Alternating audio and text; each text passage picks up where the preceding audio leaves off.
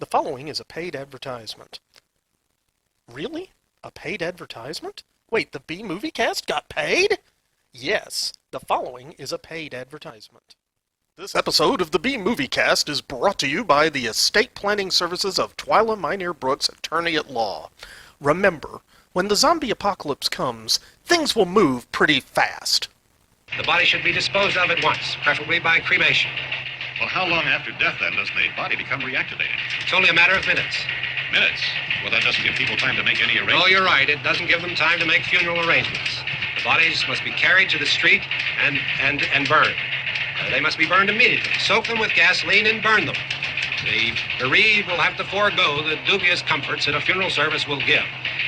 They're just dead flesh and dangerous. So don't leave your estate planning needs until the last minute, because you don't know when that last minute could come. Call Twyla Minear Brooks, attorney at law, at 859-351-2294.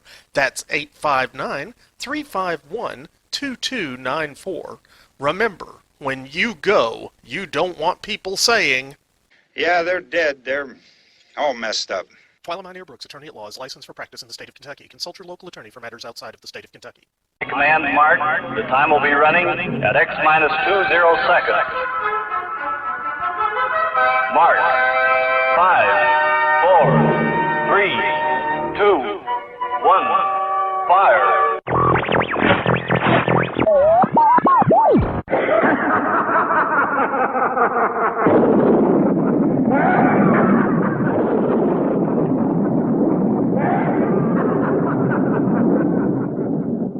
Spawned by the continuing decline and fall of society as we know it, and created on the second-floor spare-bedroom studio in the Piedmont of South Carolina, podcasting on a shoestring budget and changing the world one freak at a time.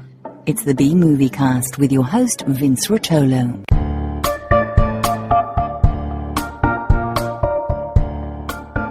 From coast to coast and worldwide via the internet, this is the B-Movie Cast, the podcast of unusual film and television. Hi guys, and welcome back to the B-Movie Clubhouse for episode 504 of the B-Movie Cast. Before I go any farther, I want to get our contact information out of the way. We love hearing from all of you, so we have a feedback segment devoted to your comments and suggestions, and this is how you can contact us. Option 1, pick up your phone and dial 888-936-0808. This is a toll-free number and a very easy way to leave a voice message. Option 2, you can make your own MP3 file and send it in to bmoviecast@gmail.com. Or use your smartphone voice software and record a call, then just send that in as an attachment instead. Or option 3, if you're not into talking, you can just shoot us an email to bmoviecast@gmail.com. Our website is bmoviecast.com, where you can subscribe to the podcast. It's free, and there you can join us on the Facebook B-Moviecast fan page and letterbox. Also, you can play the contest by sending in your answer by email to bmoviecast@gmail.com with contest in the subject line. And check out the links while you're there, or buy a t-shirt. I currently have smalls to 4X's. If you want to help us financially, there's a donation box you can click on as a supporter on the Lugosi, Karloff, Agar, and the infamous Xanadu level through PayPal. Also, the easiest way to donate is to click on the Amazon bar on the right side of our homepage. This Amazon link will take you to Amazon.com to make your purchase. It doesn't cost you anything, and you can still log into your personal accounts when you get there. It's completely private, so think about us before you buy online. We have our co-host from Lexington, Kentucky, author, editor, screenwriter, film producer, Nick Brown. He has a new website, and it is authornickbrown.com. That's AUTHORNICBROWN.com. He's the author of the Werewolf for Hire series starting with Blood Curse. He's also selling a series of books in collaboration with his wife, Fiona Young Brown, called the B-Movie Cookbooks. All of these are available on Amazon. He has produced 3 movies. The first 2 are Wretch and Loss Prevention, both of which could be ordered on Blu-ray or DVD through Amazon. And he is also the producer of the award-winning film Fall of Usher. which is now available for purchase or rental on iTunes and Amazon Streaming. Also joining us today is Juan from the Creepy Swamps. His new and improved website is up and running now. It's called fifthdimensionfilms.net. That's the number 5, THDIMENSIONFILMS.net.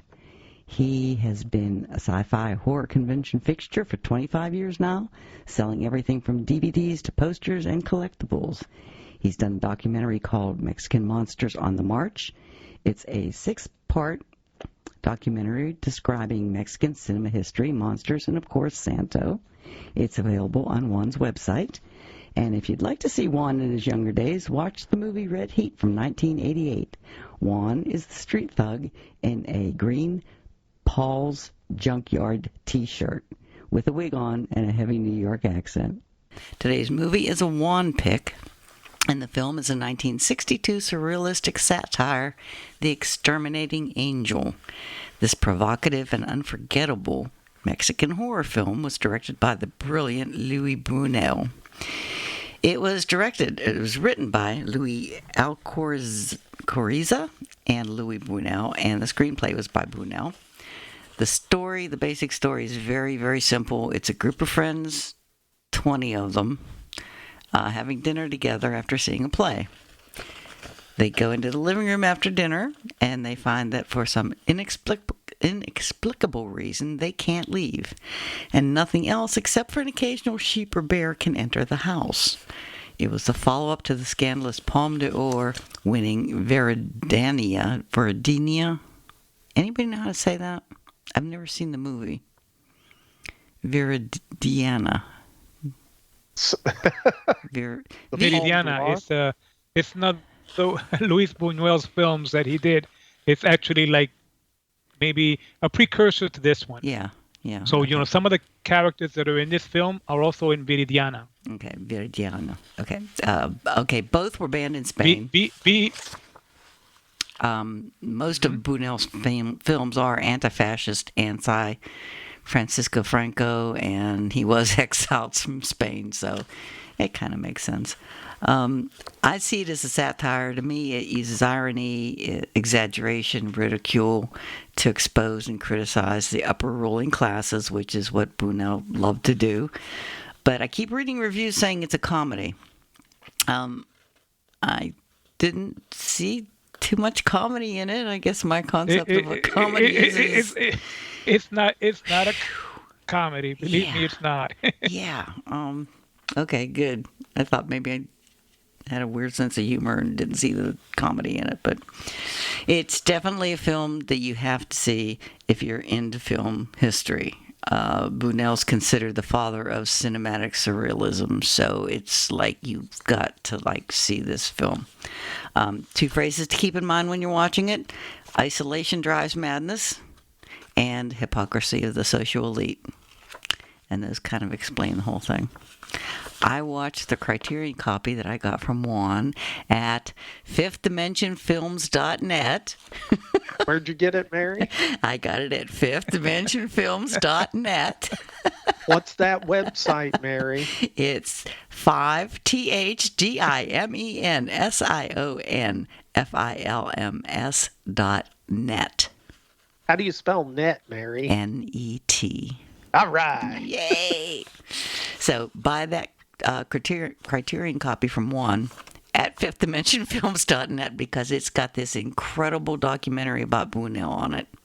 I mean, that to me, it's worth getting it just to watch that documentary on him. His sons are in it, and they travel all over the world, following in his footsteps and showing places he's lived and things he did, and it's an incredibly good documentary.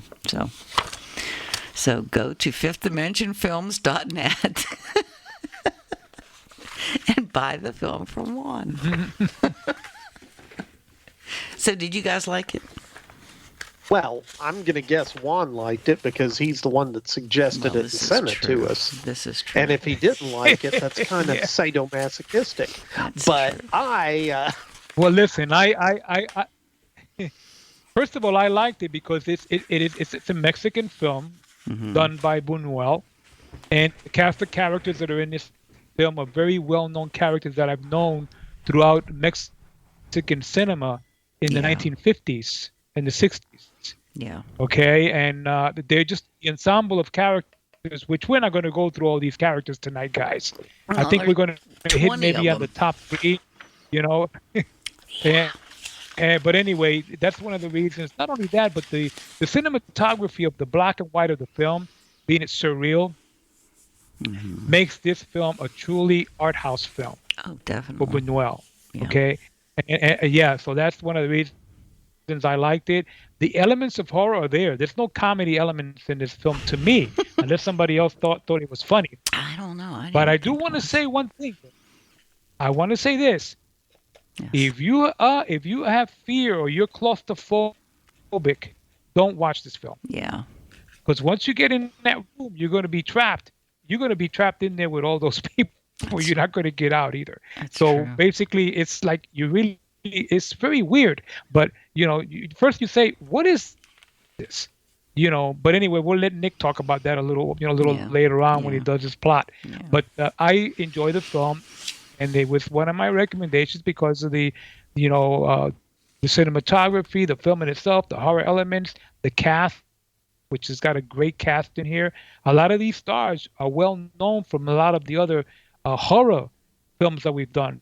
Some of the Santo films and some of the other horror films that we did. I kind of figured you probably wanted to do it because we did The Beast with Five Fingers, and Buñuel had been asked by Warner Brothers to work on that, to work on the story that was eventually filmed as The Beast with Five Fingers. So I kind of figured you wanted to do it because of that. But anyway, do you guys want to do the did you like it, Mary? Oh, I adored it. I want to do a weekend of nothing but binge watching Buñuel movies now. Oh yeah. Because a lot of them I saw a long time ago. Some of them I've never seen. Because they were hard to get. I mean, they were banned in Spain, but they were like pretty much, you couldn't even get copies of them for 30 years. And so, it's... Yeah, that's true.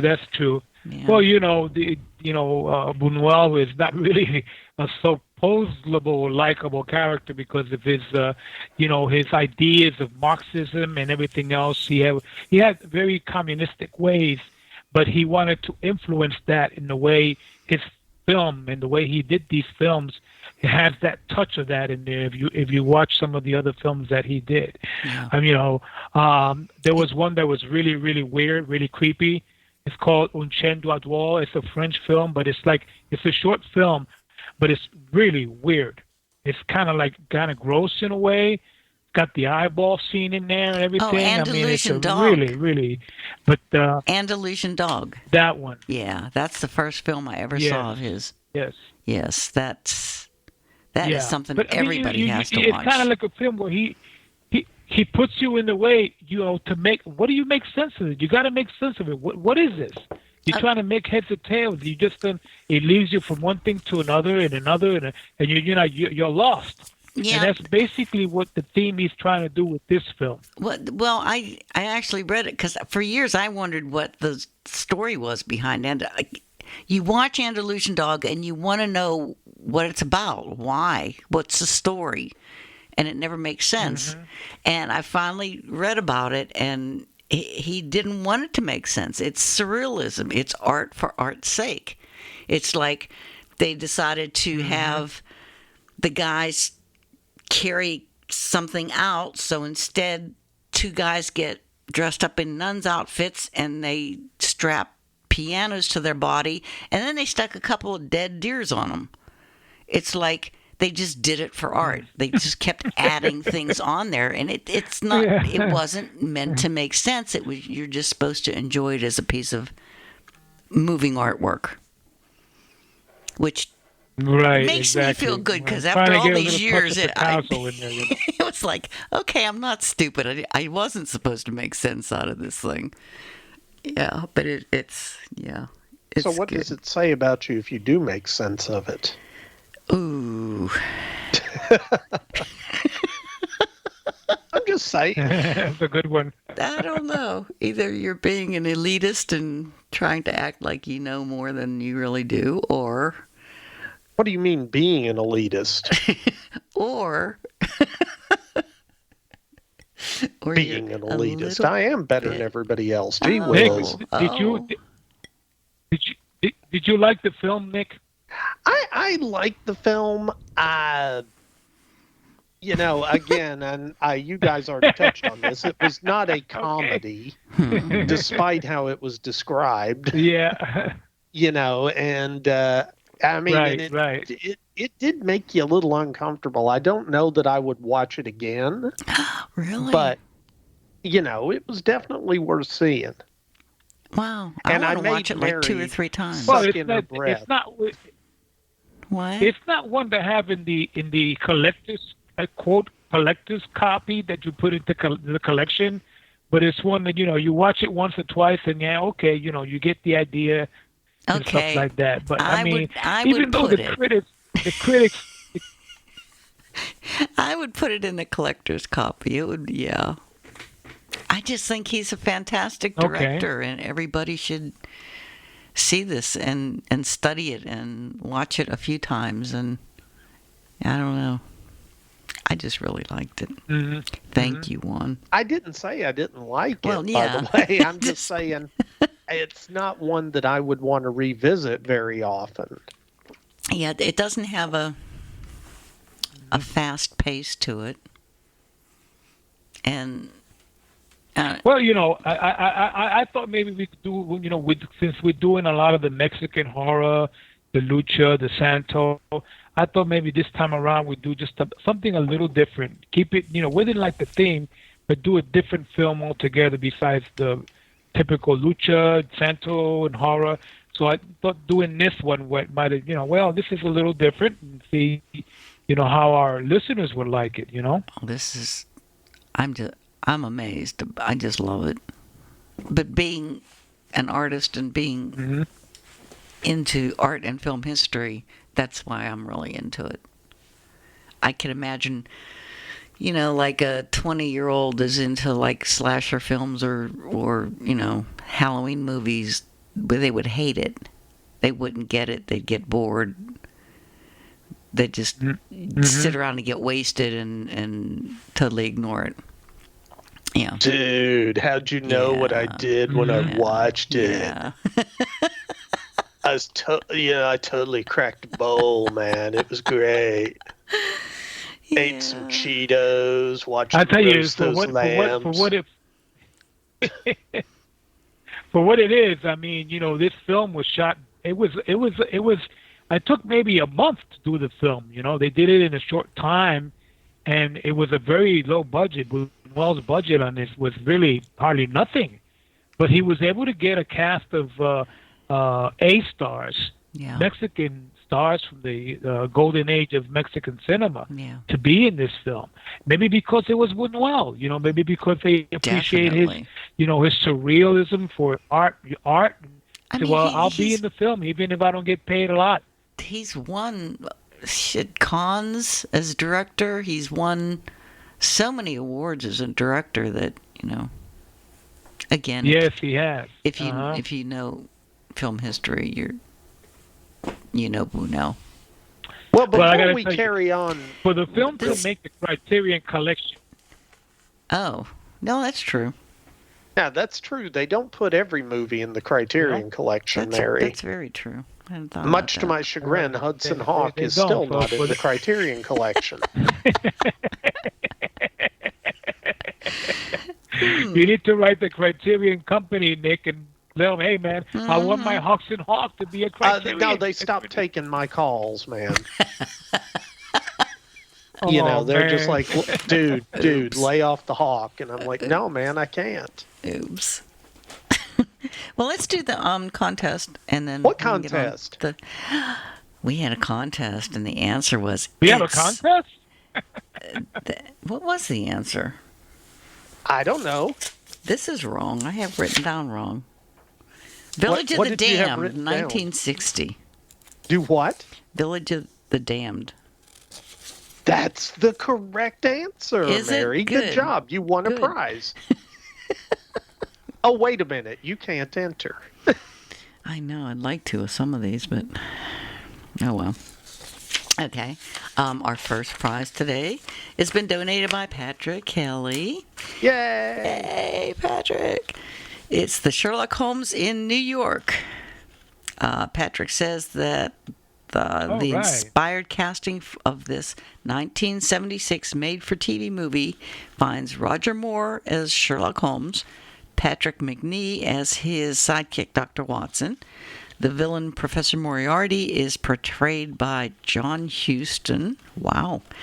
And Charlotte Rampling is the music hall singer Irene Adler, whose son is kidnapped by Moriarty. The story is complicated by the mysterious vanishings of a vault full of gold bars. And the winner is... Can't find my list. Okay. The winner is Anthony Munn. So congratulations. You won. All right. Patrick's. Congratulations. Yes. Yeah, conflagrations. Good job. Okay, our second prize is a DVD donated by Brenda McNeil. Yeah. All right. And keeping with the Sherlock Holmes theme, I picked one called It's the Sherlock Holmes Collection. It's a 2009 Echo Bridge home entertainment DVD, and it includes Hound of the Baskervilles, The Case of the Whitechapel Vampire, which I didn't even know was one of the... I don't think that's really actually a... Yeah. And The Royal Scandal. So it has 3 different Holmes movies on it. Okay. They all star Matt Frewer as Holmes and Kenneth Walsh as Dr. Watson. 2 of them were... I think the Hallmark Channel did a series of 4 Sherlock Holmes movies that aren't quite Sherlock Holmes movies. They were, they were kind of Sherlock Holmes movies. And the last 2, the Whitechapel Vampire and the Royal Scandal were the 2 that Hallmark did. I forget who did the first one. Anyway, they're a little bit different than normal ones, but they all star Matt Frewer and Kenneth Walsh. So the winner is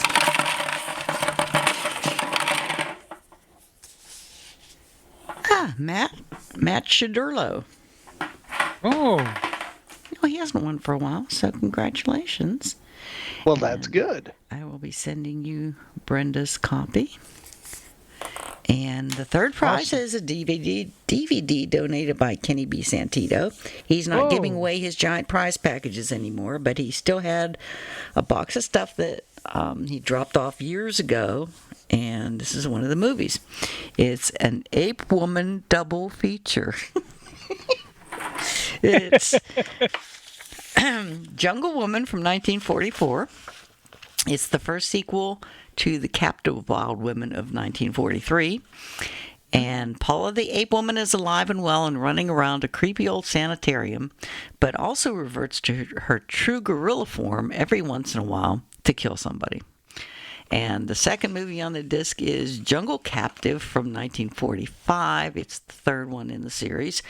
It uses a different woman than in the first 2, a different star.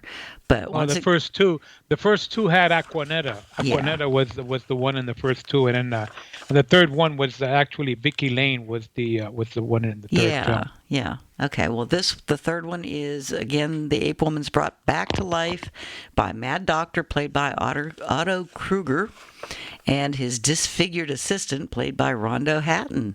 Yes, that's a good one. Yeah, so Joe Dante included this film in his list of worst horror films list in Famous Monsters. So that's 3 films in that set? No, it's just 2. It's the second and third one. It's Jungle Woman from 44 and Jungle Captive from 45. But you're missing the first one, which is Captive Wild Woman. Yes, that's the first one in the series. There was only 3 of them, but that's a nice series to follow, you know. Well, this one was only a DVD double feature, so. Oh, okay. If cool. you like these two, you're going to have to go find the other one yourself. Where do you find it at, Mary? Where do you find it at? I don't know. I think probably from Juan at fifthdimensionfilms.net. Yay! Did she say it right, Nick? I don't know. Say it again, Mary. fifthdimensionfilms.net. Okay. And that's .net, not .com. And the winner is... Bill Mize. Wow. I'm going to take his name off the list because he just keeps he wins winning every time. so much anymore. It's getting silly. Oh, cry me a river, hippie. And he was like complaining that he has seen Nick a couple times in person since they don't live that far from each other. And Nick keeps forgetting to give him all his prizes. Once again, cry me a river, hippie. I took his prizes over the other night. Oh, you did finally? Okay. Yeah, so cry me a river, hippie, yet again. Okay, well, that's it for the prizes for tonight. And we will get on with the movie Exterminating Angel.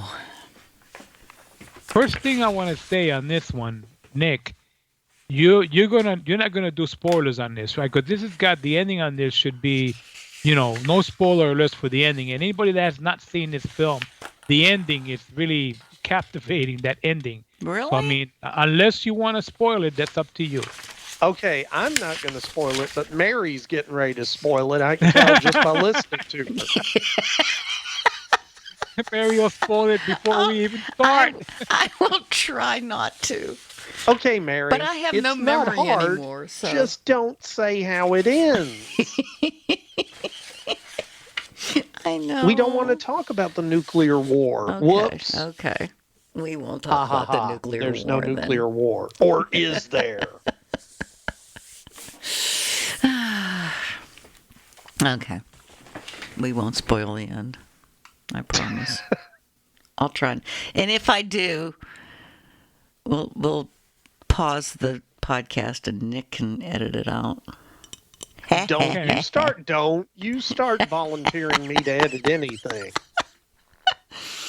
Do you know how long it took me to get that last podcast put together? No. I could imagine. I don't want to think about the 500th, the one that I screwed up real bad. I wasn't even thinking about that one. Oh. I was thinking about the last one. Oh, wow. That's true. That's true. Well, if you weren't such a busy person... I'm sorry, I'm employed. Oops. Oops. Sorry, I'm like the only person in this group right now that is not retired in some form or another. So, yeah. And do I sound a little bitter? Maybe. Maybe. Just a tiny bit. Oh, boy. Oh, well. So, Mary, since you gave the initial introduction to the film, why don't you tell us a little bit about Luis Buñuel, the man himself, the director, the writer, the producer. I know you mentioned a little bit about his early beginnings and how he worked, basically worked a lot in France, Mexico, and Spain, but more in the other countries because of the relationships in Spain during the time that maybe he was born. Remember, he was around for that Spanish Civil War, and when Franco and all those guys were running around trying to be Hitlers and be Mussolinis and all this other stuff. But anyway, what do you got to say on him? The Spanish Civil War started in 1936, which I didn't realize. And I also didn't realize that the Nazi Germany and Italy basically sided with Spain because they were going through the beginning of their civil war. They were having a lot of social unrest. And right. So at first, the ruling party won, the elite people, the people with money, and then the Italians and the Germans helped the Nazis, they helped the common people in the Civil War, and so they won the Spanish Civil War. But it ended up being, the government ended up being run by Franco, and it turned into fascism. So I don't think they were expecting that to happen. They just didn't want what they had before. It didn't. It went from one, from one side to the other. Instead of finding a nice middle ground for a government and a nice country to live in, it went from oppression of one kind to oppression of a different kind. So, but Buñuel, being an artist, he took off. One of his best friends, again, you have to watch that documentary because it's really good. One of his best friends was a writer. What was his name? Somebody help me with this. Why are you asking me to help with this?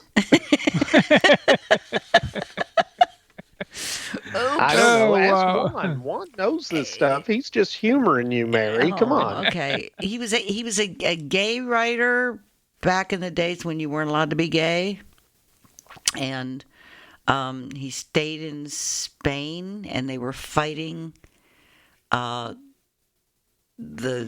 Civil War. And was it Truman Capote? What was the guy's name? Truman Capote. Oh, it was a really good friend of his. Anyway, the guy. Well, he had a lot of relationships there, Mary. He knew a lot of people. He had close relationships with Salvador Dali. Well, no, this was before Dali, because Dali was in France. This was when he was still in Spain, where he met these people, and they were good friends. And then they moved on to France with him. But this really good friend of his that was gay ended up being murdered by the government. And they never did find his body. And that's kind of... Are you sure you didn't just dream this? I did not dream this. What was his... Okay, just checking. Just watch the documentary on the Criterion Collection that you can get from Juan at Fifth Dimension Films. If only I knew where to get the documentary. Lorca. Wait, if only I knew where to get the film that has the documentary. Lorca. The film? You get Lorca the film is his from name. Lorca? Federico Garcia Lorca was his name. Lorca. And you're right, Juan. Dolly was his friend before. Mm-hmm. It was moved. Because Dali was around in the 20s. Right. It was in the 20s. Right.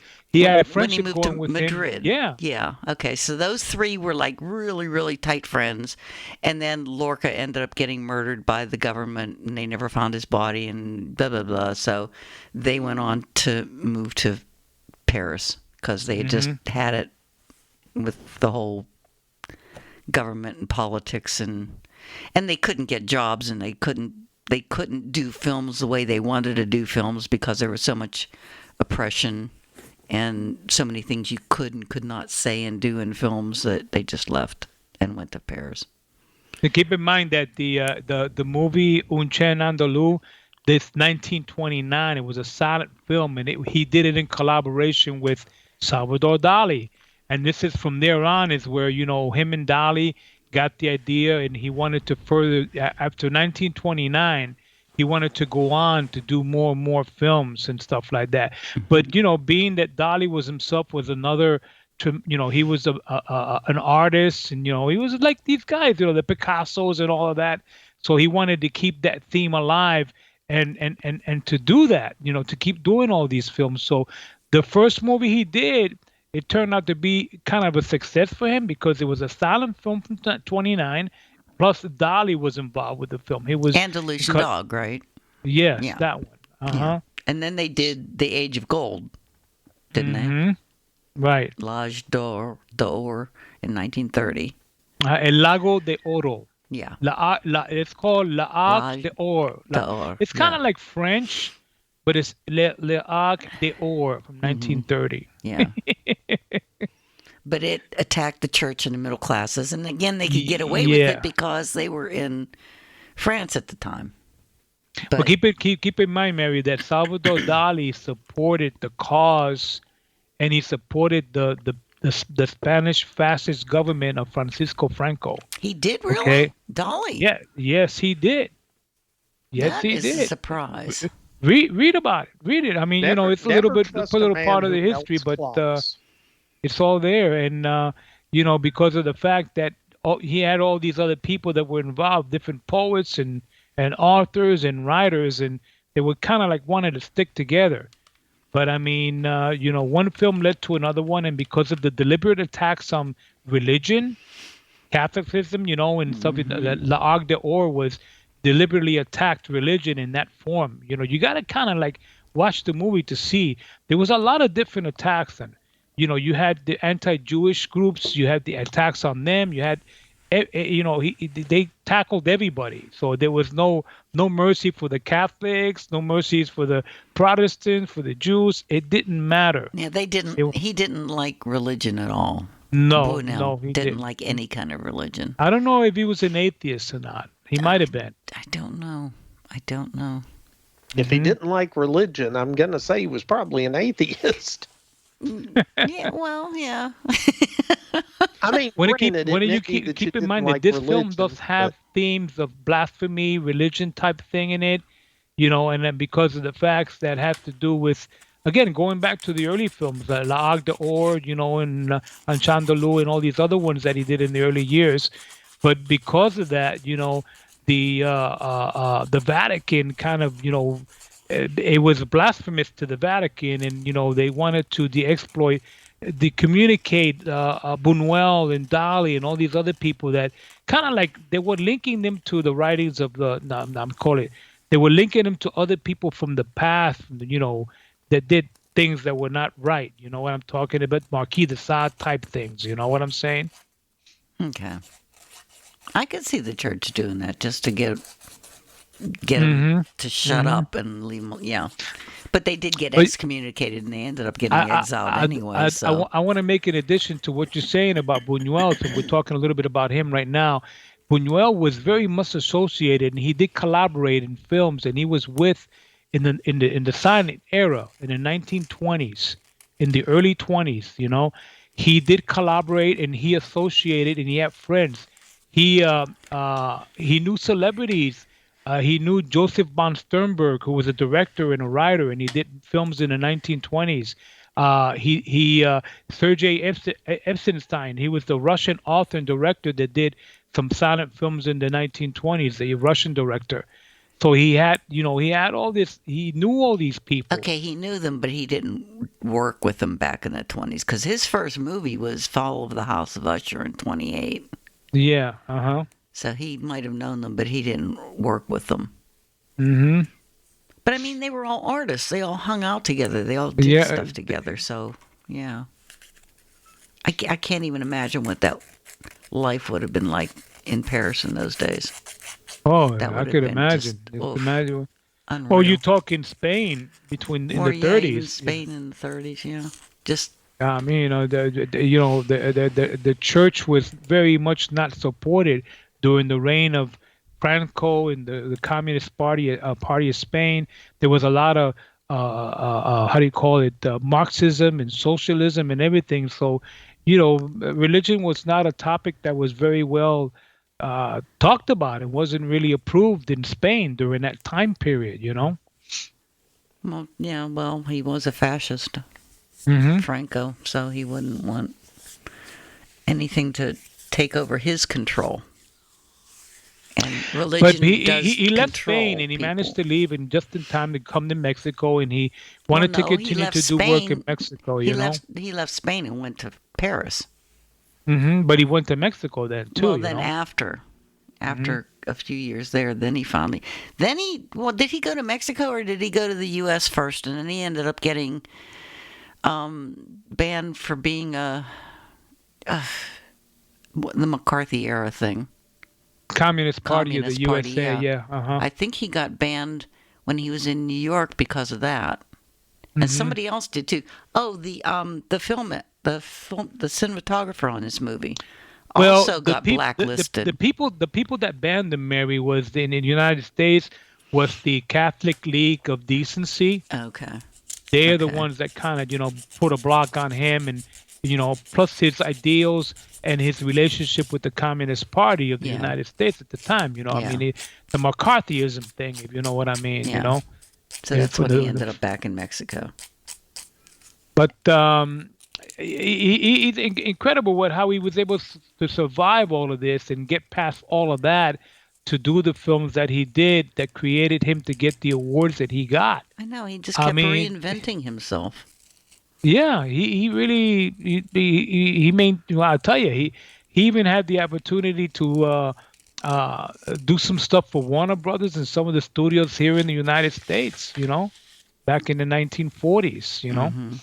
Well, that was before he got kind of thrown out for being communist. Yeah. Well, that's what I was saying. He wrote the script, the story for The Beast with Five Fingers for Warner Brothers. Right. Well, basically, it was Robert Florey, who was the director of that movie, actually wanted him to write it. He kind of like asked him, he says, would you do it? So he told him, write the script, submit it, and do it, and he wanted him to take that over because, I mean, basically the horror elements in The Beast with Five Fingers, remember, it had to do about the disembodied hand and stuff like that. Movie. Yeah.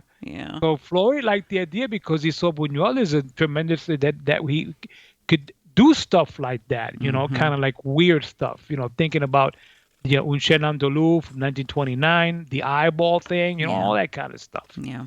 But, again, anytime he got involved in a project and he got into a contract, they always looked at him as they were trying to block him because of his communistic ways and his ideas and stuff. And, they were trying to ban him like they did Florey. Florey was kind of banned, and a couple of other directors back in the 1940s and 50s. Yeah. Because of that. But it still didn't stop them from achieving what they wanted to do, and make these films and really make them into art form and stuff, and release them to where the people can really see them as a historical piece of cinema back in the time period. I think that's one of the reasons he went to Mexico, is because he could make low budget movies the way he wanted to. He didn't have full control, but at least he had and more he didn't control. have a lot of money. Yeah, true. Yeah, you got to keep one thing in mind that when he lost his connections in Hollywood, I mean, because of being blacklisted as a communist, he decided to go to Mexico. He said, well, let me go to Mexico. So the years, I think it was 1944 or 45, he left and went to Mexico, and he stayed there, a good 20 years. And during that time period is when he had the opportunity to work with people like Libertad Lamarque. She was the star, the first Mexican. She was like a Marilyn Monroe of Mexico. Okay, and she was the Libertad Lamarque. Oh, okay. He was in Buñuel's first Mexican film that he did. Okay, which was sort of like the Charo films, the Western films, and stuff like that. And he kind of directed the film, and he did that. And it was a surefire. I mean, it was a success. During the golden age of cinema, he took advantage of that because between 1947, 45, and 1965, they put out so many films. Yeah. And he was right there to be able to influence what he wanted to do in films, including this film, which came out in 62. Mm-hmm. So, I mean, he did a lot of stuff. He did in Mexican films, but he was with other directors too, Fernando Soler. He was with, oh my God, I can go on naming a list of other great directors and writers from Mexico that were involved in doing many movies. And Buñuel was right there with him. Even though, they weren't really promising him a lot of money, he wasn't really being paid big bucks to do these films. It was maybe under $1,000. He was working really cheap for the money, Yeah.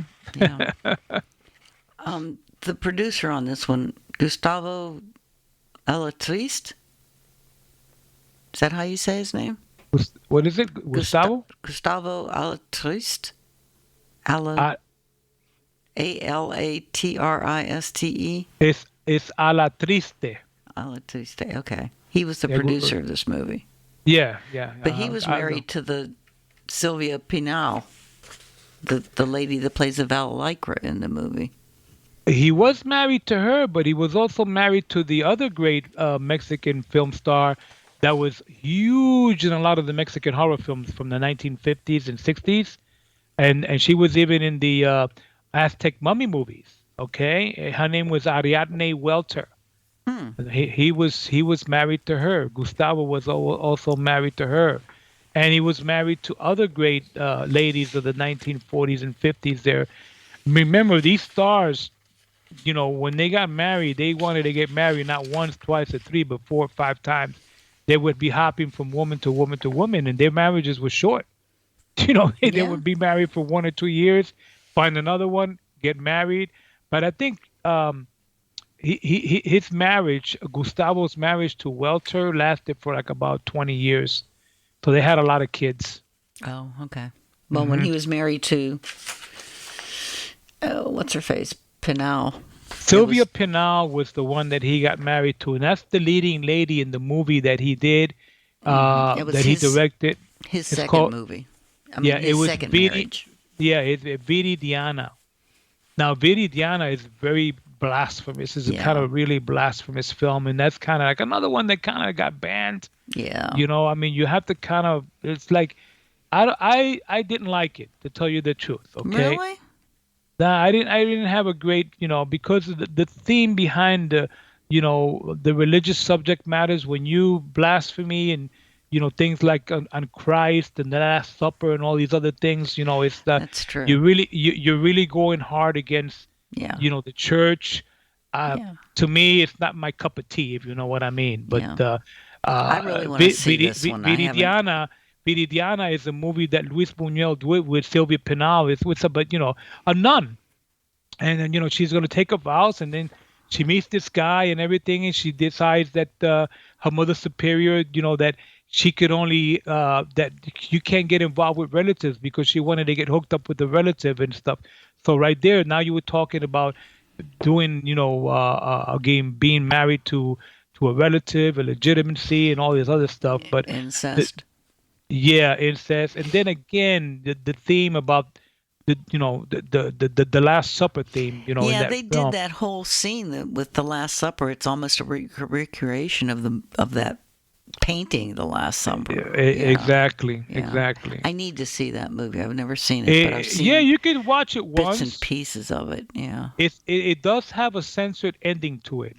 Oh. Okay. It has a censored ending to it, which is really very blasphemous. So I mean, and again, Buñuel, he had a lot of the stars from this movie were in Viridiana.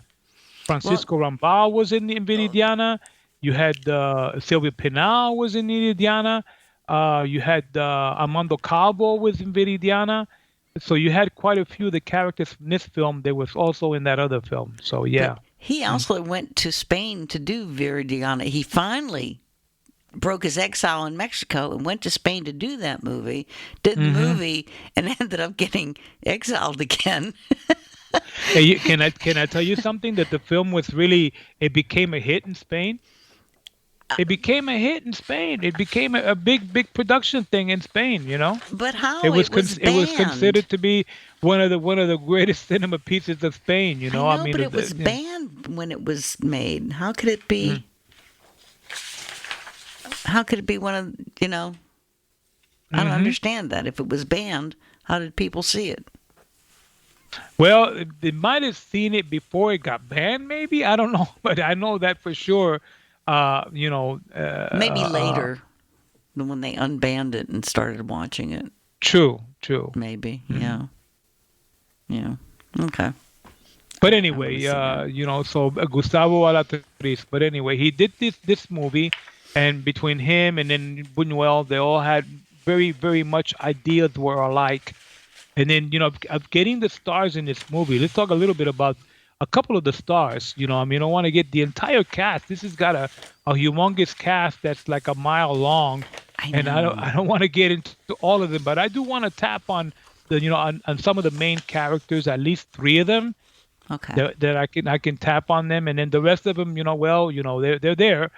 but you had some of the stars in here were actually musicians. They were singers. They were Tito Junco was a great musician. He was a singer, and he was Raul. He was the guy that was walking around with the cane.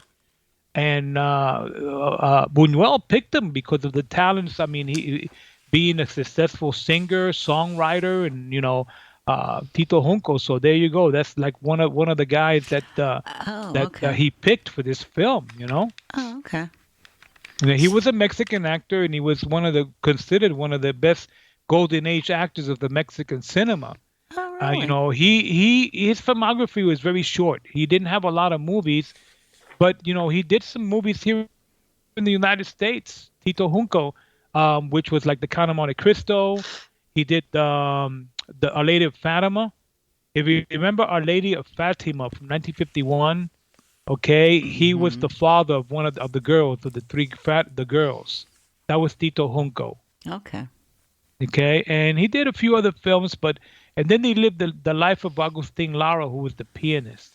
He was a concert pianist, and because Junco was also, very much a known a pianist, he was a singer, and Tito Junco was a Cuban, was a Mexican actor, but they have also Tito Junco that's a Cuban actor, but this is the Mexican one. Okay. This is one of the guys that in the film you'll see him. He walks around with the cane. His name is Raul. Okay. The other one I want to talk about, we'll talk a little bit about Sylvia Pinal. Yes. Like I said, we talked Sylvia Pinal. If you look at the documentary on the Blu-ray, she does an interview on the Blu-ray. She talks. Oh, okay. You got to watch her interview. She looks very good for her, her age. She's in her 80s. I think she's 80. I mean, she was born in 1931. So no, she's in her 90s. Wow. She's like 90, 91 right now. But she looks very, very good. And she started a career in 1949. But her big one, she really achieved international recognition on the two films that she did with Buñuel, which was this one and Viridiana. Everything else that she did was all in Mexico, and everything done there. It's all shot, during the golden age of Mexican cinema throughout the 1940s, the 40s, the 50s, the 60s, and she was in a lot of comedies. I mean, oh my God, tons and tons and tons of film. So she does have a very successful filmography from Mexico. Wasn't she? Wasn't she also a politician? Oh, yeah. She was for a while there. I mean, all these people get involved. They want to get involved in politics. But, yeah, she's still very much alive and running. Wow. And, she was even on television. She was in television for years and years and years. And she done a lot of stuff on Mexican TV and also on American TV. She came here. She got to be a guest of honor on the Sonny and Cher show. I think she went on a couple of musical shows here in the United States, but she did a lot of soap operas in Mexico. Her years from 1970, I think the 70s through the 80s and the 90s, was doing a lot of soap operas, and you can see her face was very familiar throughout, But I mean, her I guess because of her, she got married so many times. Pinal was a woman that couldn't hold down a man. I think she got married 5 times. I'm not sure. I have to look it up, but I know for sure she got married 3 or 4 times. I see 4. Right? I see 4. Oh, okay, all right. But one of her marriages, one of the men that she married he worked in the government. He was a governor. So he was in the politics, and that's how she wanted to become involved in politics that way, Okay. With one of her husbands that she got married. As far as everything is concerned, she was married to Guzman. He was a pop singer. Yeah, Enrique Guzman. He was a rock and roll singer from the 1950s. Mm-hmm. He was considered maybe the Buddy Holly of Mexico. Wow. Yeah, he was. You got to listen. This guy sings, and they do the twist, and it's all like rock and roll from the 1950s. And Guzman is very much still alive today, believe it or not. Wow. Enrique Guzman, yeah. So these stars, man, I'm telling you what, they go on for many years, and then they have successful careers. But the king of pop there, Enrique Guzman, who was a rock and roll idol, I mean, every girl in Mexico wanted to marry this guy. I mean, because he was like the Elvis, the Buddy Holly of Mexico back in the 1950s. Wow. So that was Sylvia Pinal, and her role in this movie is very, you look at her and she's very, she's very provocative. She's very good looking, very attractive. Her eyes and her face, and she's got very. Buñuel, I guess, liked her as the leading lady for this film because of that reason. What did she do in this one? What was she? She was the Valkyrie, right? Her name was Letitia. Yeah. I can't remember what character she was. What it looked like. Well, she was considered like to be a female goddess or something. I mean, they kind of like Buñuel wanted to have her look like she was some kind of goddess or something.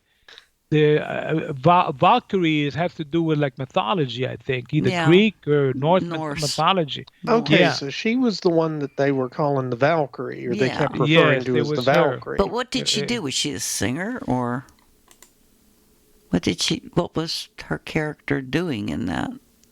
I can't even place what she looked like. It's kind of hard to say what all these characters are doing in here because they got all thrown together in one room. So you got to try to figure out, well, who's this? Who's that? What did he do? What did she do? There was Rosa Elena Durgell, who was Sylvia, the opera singer. So that one was obvious. There was a Patricia de Morales, who was Blanca. She was the pianist. So those I remember. And okay. And I remember the weird lady and her brother.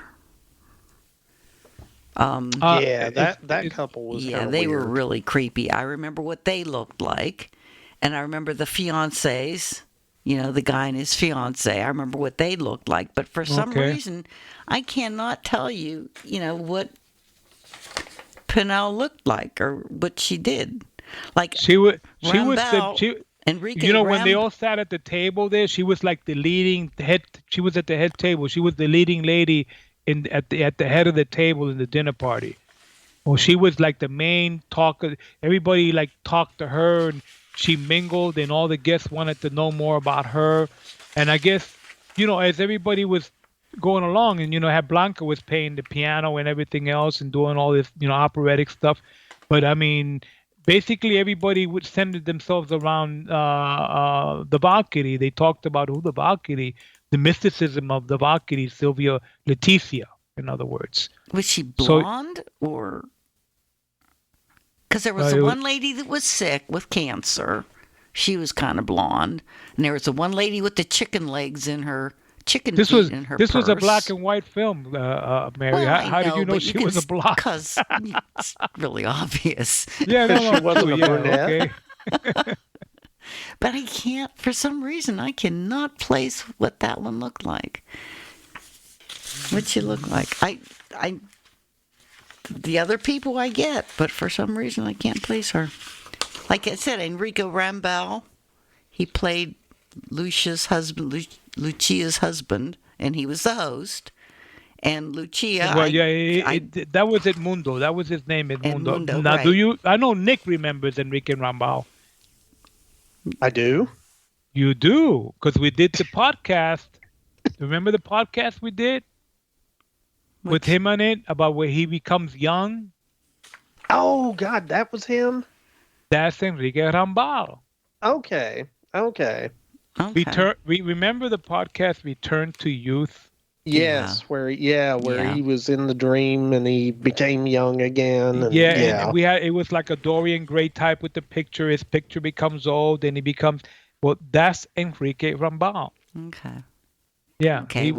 Remember, I talked about him. When we did the Return to Youth, I talked a lot about Enrique, where he did. He did a couple of the religious films. He did the Martyr of the Calvary, where he played Jesus Christ, and he was the Man and the Monster. Also, he was also in the Man and the Monster from 1958. That was the other film that he did, the horror film. He was the pianist. Remember the pianist that turned into the werewolf or the monster? Mm-mm. That was Enrique Rambal. Okay. All right. So yeah, that's him. So yeah, he doesn't have a big filmography, Ramban, but remember him from Return to Youth. You know what I'm saying? That was that was the young people that had the name of it. But anyway. Okay. Well, his wife in this movie is Lucy Gallardo.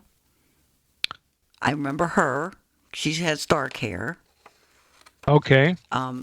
She was having an affair with Cesar del Campo, the Colonel Alvaro Aranda. Cesar del Campo was another. Those guys I remember, but for some reason I cannot place this stupid Valalaikri lady. I don't know why. Sylvia Pinal. I can't. Oh wow. Because the other ones to me were very distinctive, but. Oh well. Well, she was like I said, she was like the leading lady of the film here. She was the one that they talked about, and everybody, other ladies mentioned Valkyrie. They were saying, you know, the Valkyrie. What they say, it's Leticia. You know, La Valkyria. They say La Valkyria. You know, in the film. Yeah.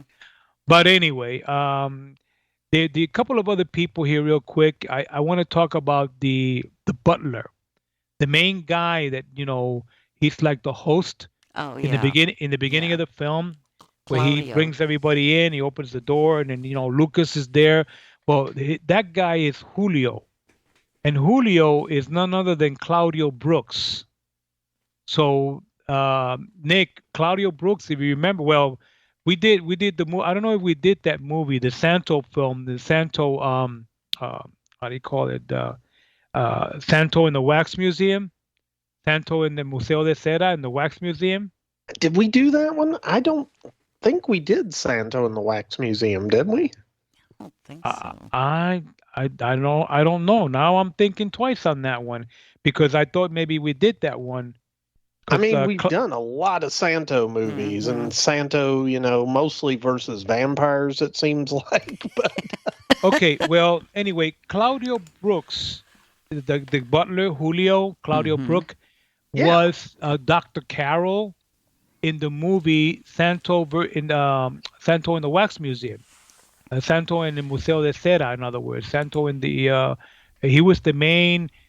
doctor in the museum that killing the people and turning them into wax figures in his basement, in his cave. And Santo went there, and at the end he had a big fight with Dr. Carroll. That was his name, and it was Claudio Brooks. Claudio Brooks was in a lot of the Santo films and a lot of Mexican horror films. He was a very, very, very tall, predominant actor. He was very, very. He was also in the Neutron films. He was in all of the Neutron films. So yeah, that's Claudio Brooks. He was in License to Kill in 1989, the Bond movie. Yeah, that makes sense because License to Kill was the one where Bond went up against the drug dealer, the drug cartel. Oh, okay. Yeah, he I think he was. If I'm not mistaken, he had maybe 2 roles in that film. Wasn't he a bishop in that one? No, he wasn't. He was Montelongo. He was in License to Kill, that one. He was. Huh. That's the Timothy Dalton one, right? Yeah, that was the last Timothy Dalton one. Oh, okay, yeah. So yeah, he was in that. You're right. He was in that. That's surprising. That was Claudio Brooks.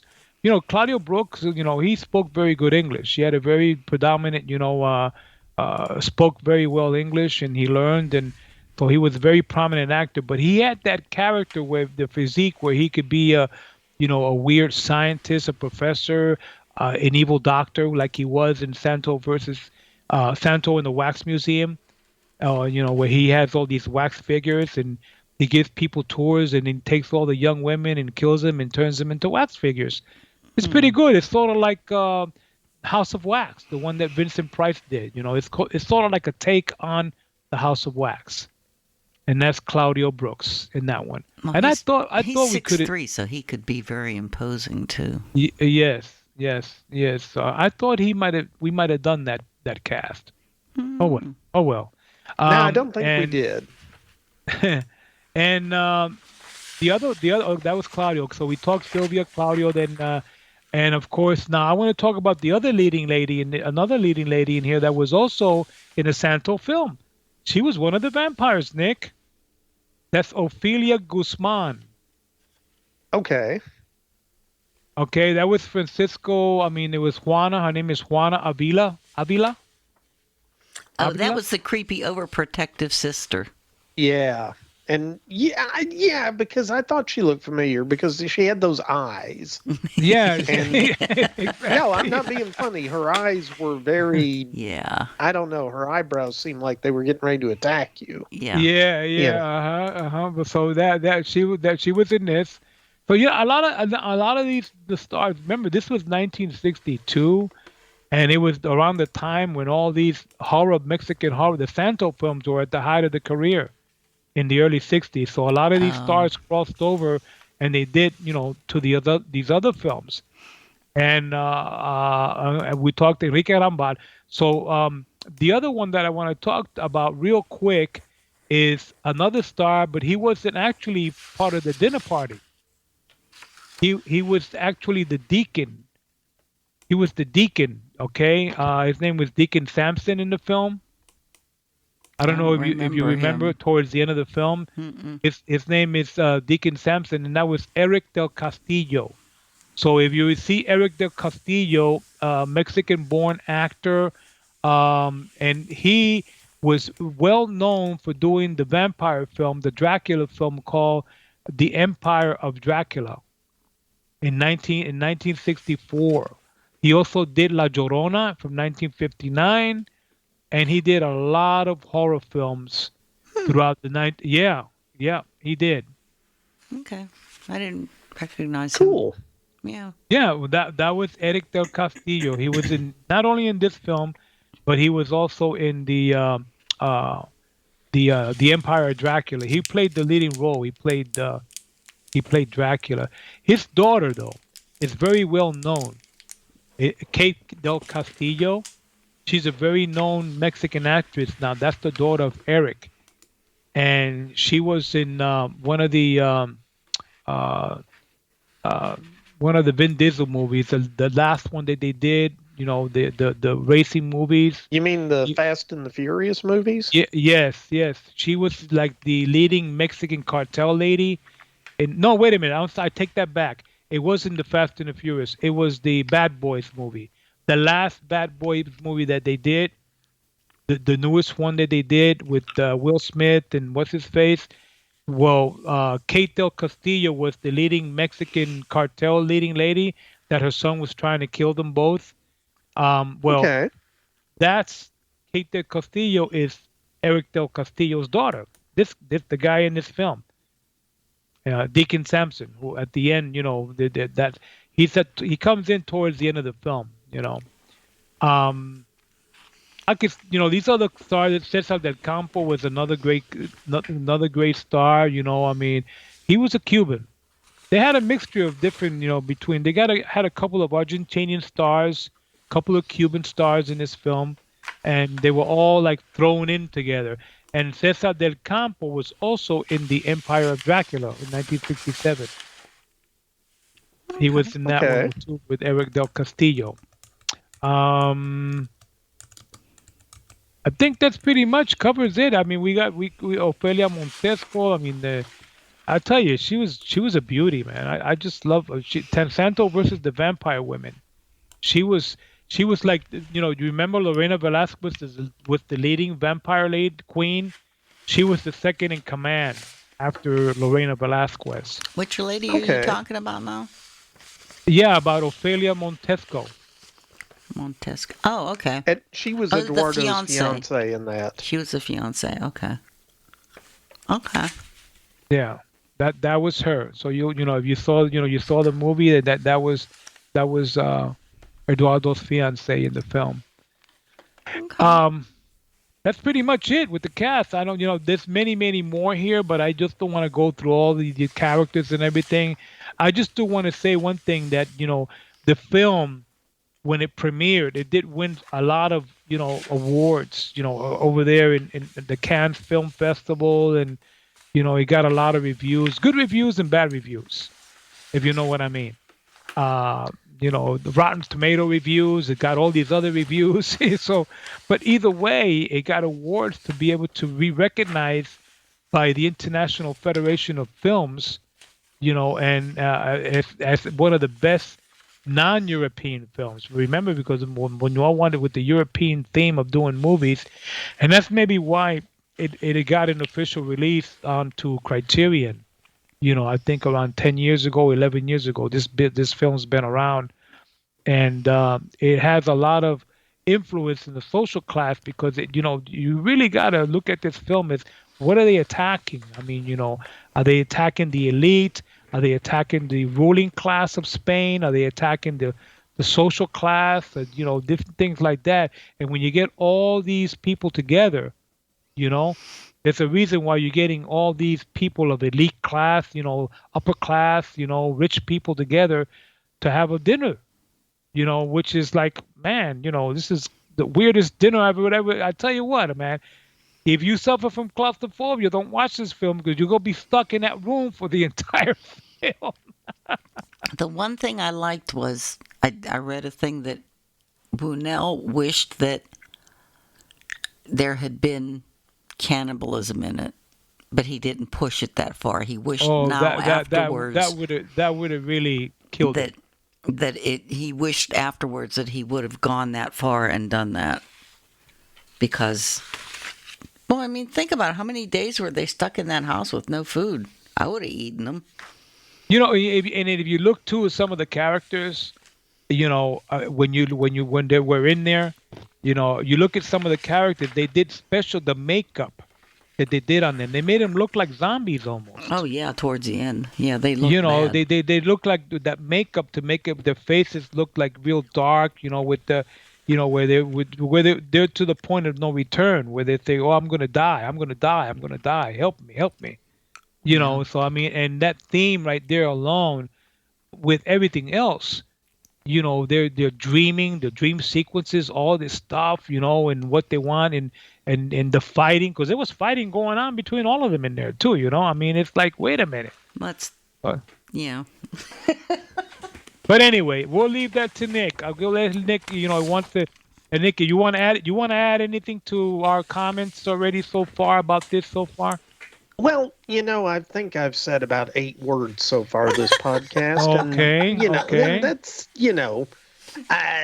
we love to hear your comments. Honestly, well, I don't have that much to add to it. I mean, I enjoyed the film, but, I mean, you've been rolling through the cast, and I sort of know who was who as far as, who the characters were, but I really wasn't catching the names very well. And, so I enjoyed the film, but I think you guys hit all the key points on it. Yeah. And I mean, somehow it's, this film ties into so many different political issues that were going on and socioeconomic issues. And I can see, you were talking about the fact that it got kind of a mixed bag of reviews when it was released. And I can see that because people watching it, I mean, I think if you knew that you were going in to see an art house film, that would be one thing. But I have a feeling with a name like Exterminating Angel, there were people who went into it with vastly different expectations, maybe. And so I could definitely understand how you would get different opinions on this film. Again, Mary thinks it's the best movie she's seen that she remembers in about a week. And, I thoroughly enjoyed it. So. Oh, by the way, Salvador Dali was a Catholic atheist. I mean, not Salvador. Buñuel was a Catholic atheist. He considered himself a Catholic atheist. Catholic atheists? Okay. Yeah. Okay, that sounds like a band. He was raised by the Jesuits, and he went to school in a Jesuit school. Oh, wow. Yeah. back in Spain when he was growing up. Yeah. And he melted a whole lot of clocks. One thing I want to add on to this before we continue real quick is the fact that throughout the film, this has a lot. You have to have a lot of attention. You got to pay attention to details with this film, even though it was shot in one room, in the dining room area and the living room area, and it really didn't get out of there because it didn't show you any other part of the house. They did show you the outside, the street. I love those vendors and stuff in the street selling balloons and food. But they show you the outside of the mansion. They show you the steps going into the mansion and the steps going up inside the mansion. Mm-hmm. But once they were in that dining room, once they got into that main area where they all were there and they sat down and that was it. They were there. They were stuck there for the entire length of the film. Yeah. And if you got to pay attention to details in those rooms, because there was a lot of key things that you look at. One of the things that caught my eye a lot was the art. There was a lot of art influence in the room. You noticed the door artwork. There was artwork on the walls, paintings. There was a painting on one of the cupboards that depicted angels and demons fighting.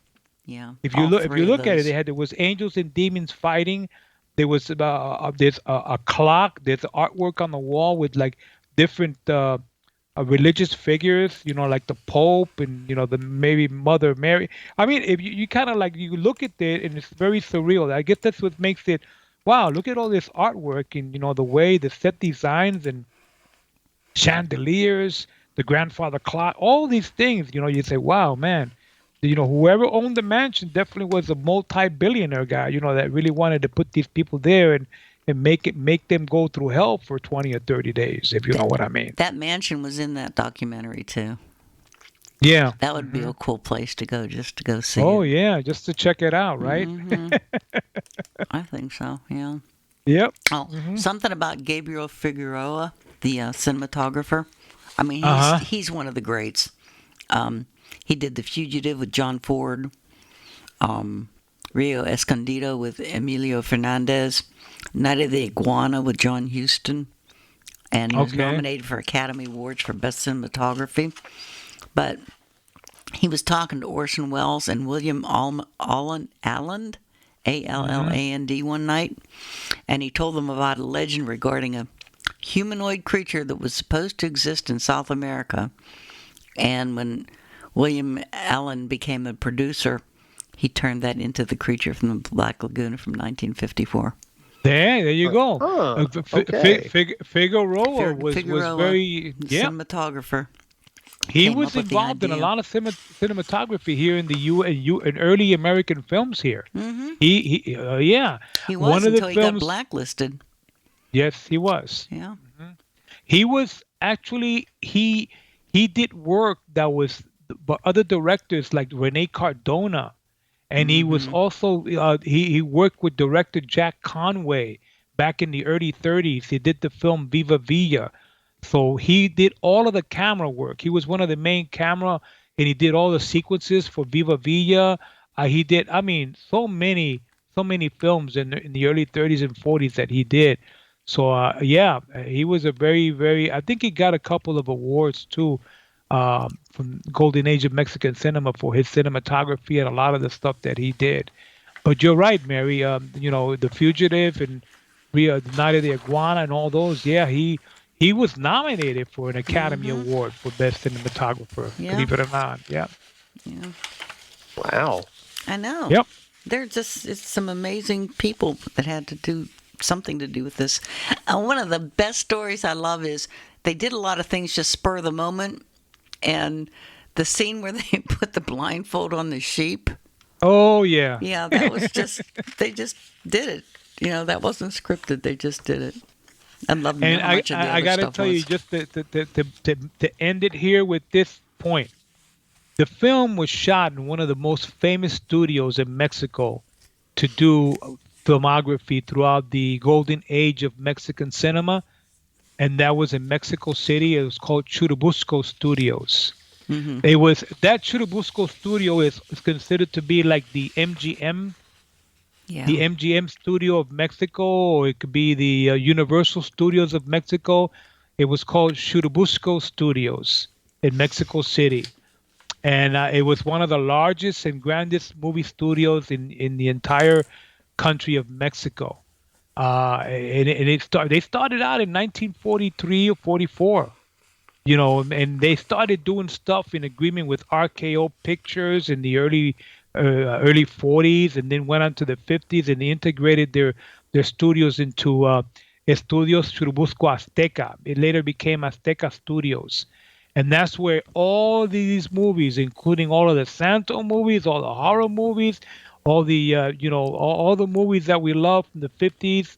I mean, there was, I would say, a total of maybe 300 to 400 films were done at Churubusco Studios, including a lot of American movies that were shot in Mexico by Churubusco Studios. So if you see a lot of the in the credits, when you see it, you'll see the studio that's from Mexico, Churubusco. If you know Sam Peckinpah, who did a lot of westerns, the Wild Bunch, he did Bring Me the Head of Alfredo Garcia. He did all these movies. They were shot at Churubusco Studios, believe it or not. So I mean, that studio is a very well-known studio, and that's basically the studio that Buñuel actually chose as being the production company to do this film, to make it kind of like give it the magic golden touch to the film, because when you got Churubusco behind it, it's going to be a big major blockbuster film for Buñuel, if you know what I mean. I think that was in the documentary. They went to that studio nowadays to see what it's like. Marilyn Monroe was there too. It's still bustling. Marilyn Monroe went to that studio in the early 60s. She saw went to a stock photo of her in this movie. She's not in the movie, but she went to visit the set when they were doing this movie, and I saw a stock photo with her and some of the actors from the movie in it. Yeah. She just showed up on the set one day. Yep, she was there. She was in Mexico. She went to the studio there, and that's when they were filming, and they asked her, hey, come on, meet this cast, meet Buñuel. And she met Figueroa and the cast members, and they all got together. I'm surprised she didn't even get involved in the film and wanted to be part of the film. Can you imagine Marilyn Monroe in The Exterminating Angel? No. That would have been interesting. Yeah. It would have been.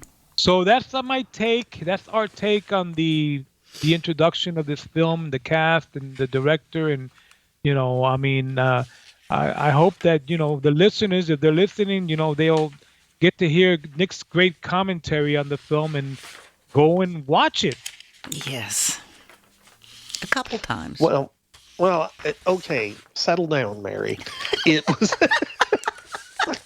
yes. Go watch it many times on a loop.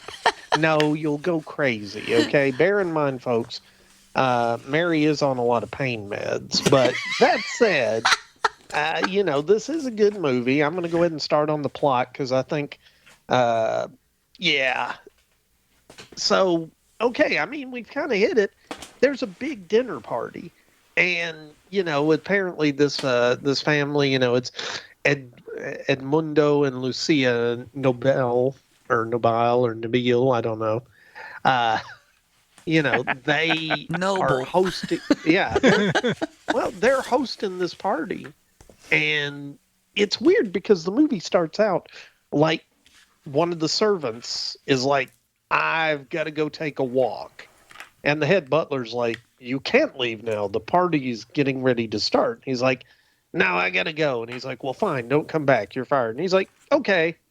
And through the course of preparing for this dinner party, you see all of the servants, one by one, just sort of quit or walk out of the house. It's like, and it doesn't seem like it's something they were all planning at once. Yeah. But it's just sort of spontaneously happening. And the only one who doesn't is kind of the head butler guy. And, he sticks it out. And that was Julio, wasn't it? Like the head butler. Mm-hmm. And Julio, yeah, he was the head butler. That was Claudio Brooks. Claudio Brooks. And the guests are. It's a weird film because at times you feel like you're having some serious deja vu, because you see like the host, they offer a toast once, and then a couple of scenes later he's doing the same toast again. But all the guests are kind of not paying attention to him this time. And, they're greeting the guests. And when they greet the guests, sometimes they're cordial. Sometimes they're kind of aggressive with them. I mean, it's just, but they keep repeating these same things over and over again. And then, okay, can anybody tell me what the hell the joke was with the bear and the 3 sheep? So they're going to, supposedly the hosts are going to play this big joke on everybody where there's 3 sheep and a bear. Yeah. Okay. I don't know that that's so much a joke as an episode of National Geographic or something. No, why would that have whatever. been funny? They decide not to do the joke. Go ahead. What I'm thinking real quick, I don't want to interject, Nick, but what I'm thinking real quick on that matter with the bear and stuff and the sheep, well, keep in mind that because of the themes, where Buñuel, remember, he has Marxist beliefs and everything else, and what is the symbol? What's one of the symbols of Russia, of the Soviet Union? What is their symbol? They had a symbol. Yeah, the bear. The bear. So it was a thing of symbolism, I guess. Maybe he put it in there as a symbolism theme, for the Soviet Union and stuff, the bear, communism, that kind of stuff. That's what I think. So the bear survives, but the sheep don't. Well, the bear's always stronger than the sheep. You know that. They're going to eat the sheep. I had expected him to eat the bear too. The bear might have eaten them, Mary. I mean, come on, it's a bear. It was a little bear. Yeah, well, it didn't have to be that big to eat you. Nick, you mentioned real quick there too about the beginning. The redundancy of the repeating themselves. Like when they go into the mansion, they're going up the stairs, and the how do you call it?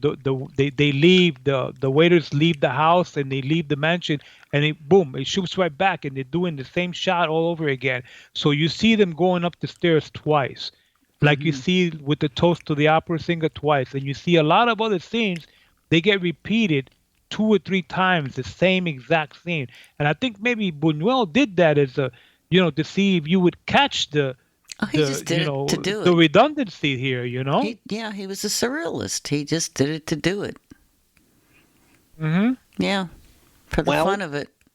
Whatever the reason, he did it, and so you kind of get this this sense of deja vu. Like I was saying, I guess there's a flaw in the Matrix because they keep having the same thing happen over and over again. Oh, and by the way, it's not the one that I got from Juan. It's not the version I got from Juan, but there are some versions out here that at that scene that you're talking about where everybody enters the mansion for the first time and they walk up the stairs, and then 2 seconds later they all enter the mansion again and walk back up the stairs again. Well, there's people actually thought that was a mistake.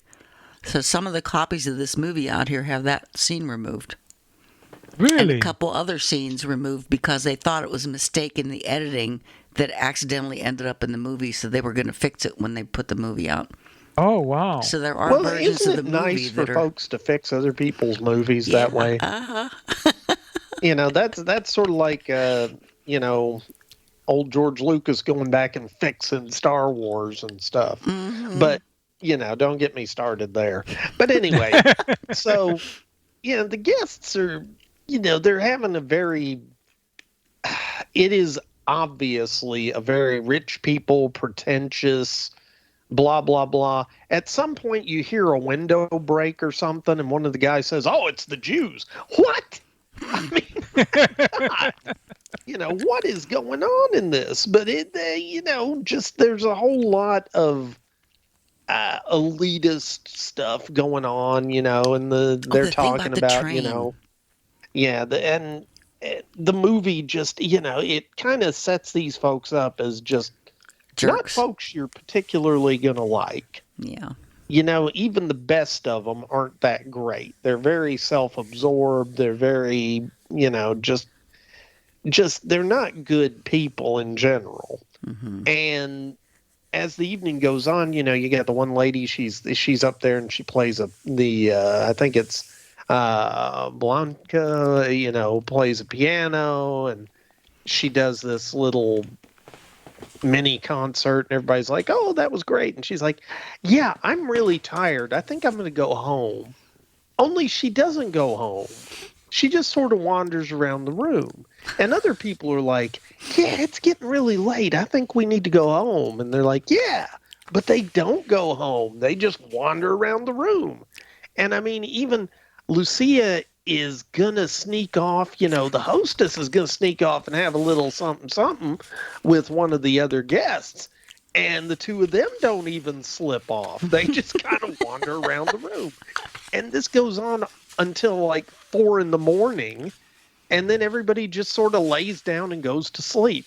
And I'm like, okay, this is sort of like a frat party or something, except nobody's been drinking that much. So what the hell's going on?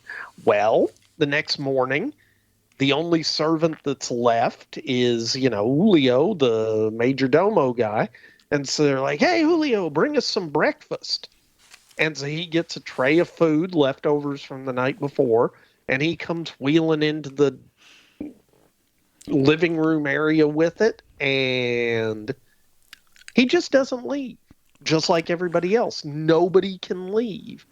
And there doesn't seem to be anything physically stopping them, but they just can't quite make themselves leave. Isn't that weird? And it's frustrating for them at first, but at the same time, they really kind of play it off, and they're just kind of trying to go along with it a little bit till it fixes itself. Because I think they all have this idea that it's going to suddenly get better. Mm-hmm. And the thing is, it doesn't. And there's this one guy, Sergio, and he's not doing too well health-wise. And, he slips into a coma. And everybody's just like, "Oh, this is terrible." And fortunately, there's a doctor there with him, but he doesn't really have any medicine. There's another guy who's got ulcers, and he's got to take his pills for his ulcers and the pain. And it's just, and I think Mary has occasionally dropped the word surrealist. Well, it is a very surreal scene. And, after they get to the second day, and all of a sudden everybody's like using a closet as the toilet, and, they're starting to run out of clean water.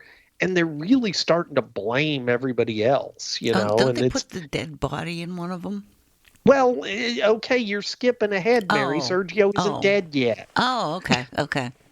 Mary, okay, folks, Sergio dies, and they stick his body in the closet.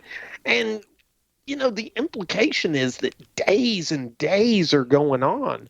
And as they do, it's funny because the very first night, the host and the hostess, they notice that people are taking their tuxedo jackets off and their shawls off.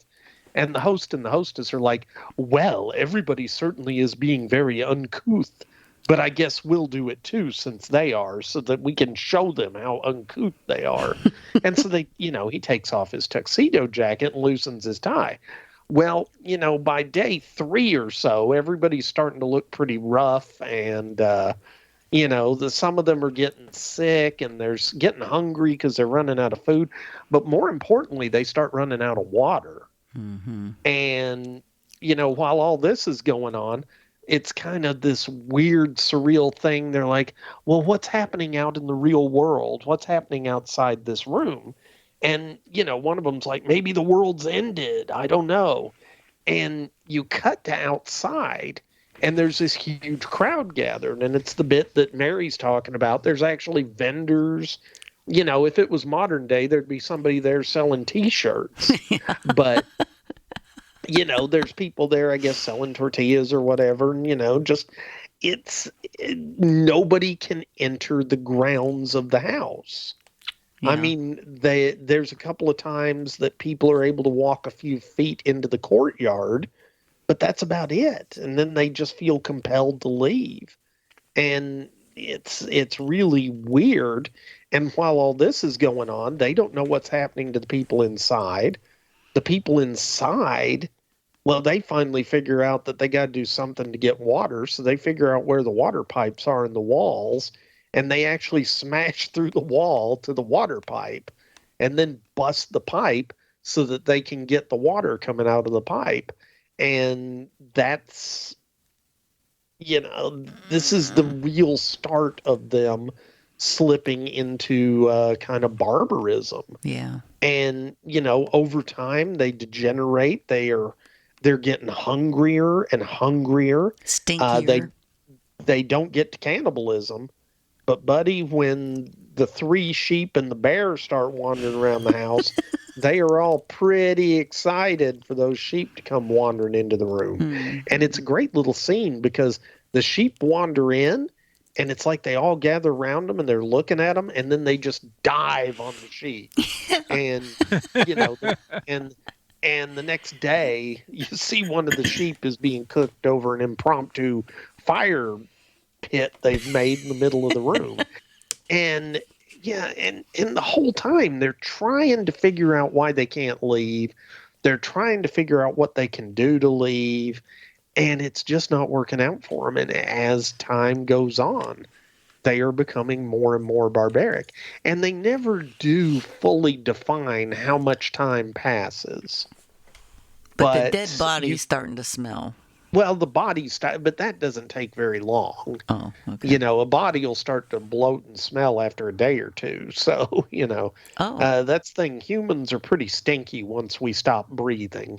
We start gassing up pretty quick. And, but everybody there is just, they've almost become savages. And I'm not going to give away the end of the movie, as we've said, and Mary isn't going to give it away either, because if she does, I'm just going to bleep her out.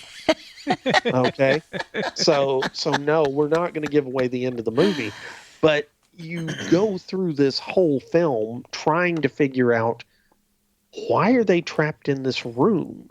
What does it mean?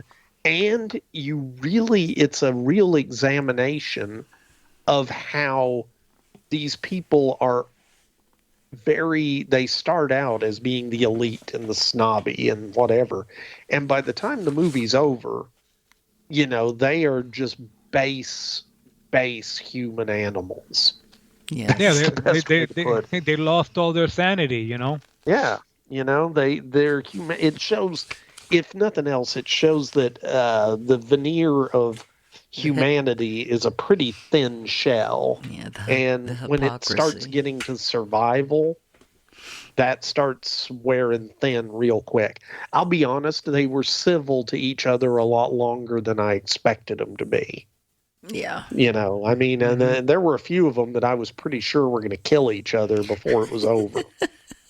Oh, they were fighting. They had the one man fighting with the lady on the floor there, and beating up on her and everything. I mean, it's like everybody's just standing around watching. What do we do? Do we get involved with the fight, break them up, let them kill each other?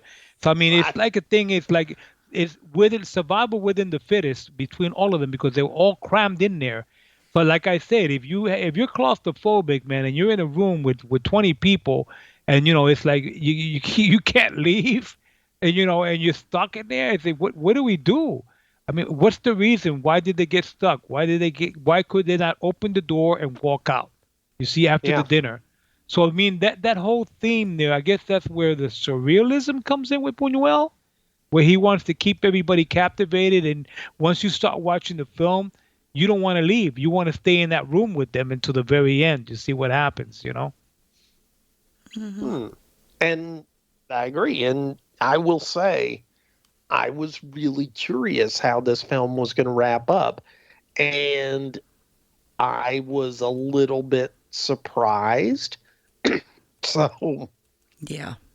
Take it for what it is. I mean, it's definitely a film worth seeing. And I would say the fact that it got the Criterion Collection treatment is a testament to just how good the film is. And, you have a bunch of more modern film critics, like Leonard Maltin and those guys, and looking at the film, and they've all got different ideas about what it means and stuff. But at the end of the day, I think Brunel's the only one who really can say exactly what it means. Mm-hmm. Because it was his vision. Mm-hmm. So. And he doesn't really ever tell you. Well, and if he did tell you, then that would ruin the film. He actually did an autobiography that people were saying it might not be true. Even though he wrote it about himself, it might not be true. So, even his autobiography is a little surreal. Well, yeah. I don't necessarily think that's a bad thing. I mean, if you're going to be surreal, own it. Go it, yeah. Do it. Yeah, I got to say, though, I mean, even the critic, like you said, mentioned some of the Leonard Maltin, Nick, but, there's other critics, too, Siskel and Ebert, they criticized the film and they gave their interpretation of it, and I think what their interpretation of it being a film subject to the symbolism of the film, what I'm talking about, and involving the elite, the upper class, the ruling class, and all this stuff, having it set with, well, how does Spain work? The Spanish Civil War, there's elite and stuff, the workers, and they're feasting and, and things like that. So all in all, I mean, you always, when you are left it up to yourself to decide for yourself, how do you think they're going to get out? You see, so you're watching all these people, like you said, Nick, they're trying to survive and get out, and they can't. But how, you're looking at it, well, how can they get out? Did can they do deserve this? Getting out? Yeah, right. I'm just saying. I mean, do they kill each other to get out? Yeah, I mean, even though the couple died, but I mean, do they break through the windows? I didn't see any windows in the room. By the way, it was like a room without windows. Yeah, it was. So there was all the paintings on the wall. Yeah. There was, the grandfather clock, and there was, like I said, I paid attention to detail for a lot of because of the artwork. There was a lot of, artwork on the covers and the dressers and all that. Even the chandeliers, if you look up at the ceiling, part of it towards the corners, it has art. So there was a lot of symbolism of art integrated in that room. If you know what I'm saying. They were very wealthy people, so they owned art, and they, yeah. Mm-hmm. Yeah. Well, and remember, one of the themes was that they felt like they were better than the common folks. Exactly. They bring that up a lot, and at the same time, by the time it's all said and done, they really do show that they're pretty much the same as everybody else. If not worse. Yeah. But I got to say this. It is a weird, strange film. I mean, really? If nobody has never seen it, to the that. listeners that are listening in on this show, and haven't watched it, please watch it at least once, and you'll see, you'll see what I mean. I mean, it's just Buñuel's magic doing this film, the way he made the film to be what it is. Because I guess it wouldn't have been the movie that it was they would have went in there, had the dinner, and everybody got up, got their coats on, and walked out and left. Then, they wouldn't have been a film. You see what I'm saying? It's just a bunch of social elites getting together for a grand dinner party, for the elites and the upper class. They get together, they talk about art, they talk about this, they talk about that, and okay, I have this, I have that, my mansion, and then they get up, and at the end they leave, and that's it. So that's really by trapping them in, they want to see, maybe he said, well, we're going to see how these social classes can behave when they're under that kind of environment where they're trapped in a world where they can't escape.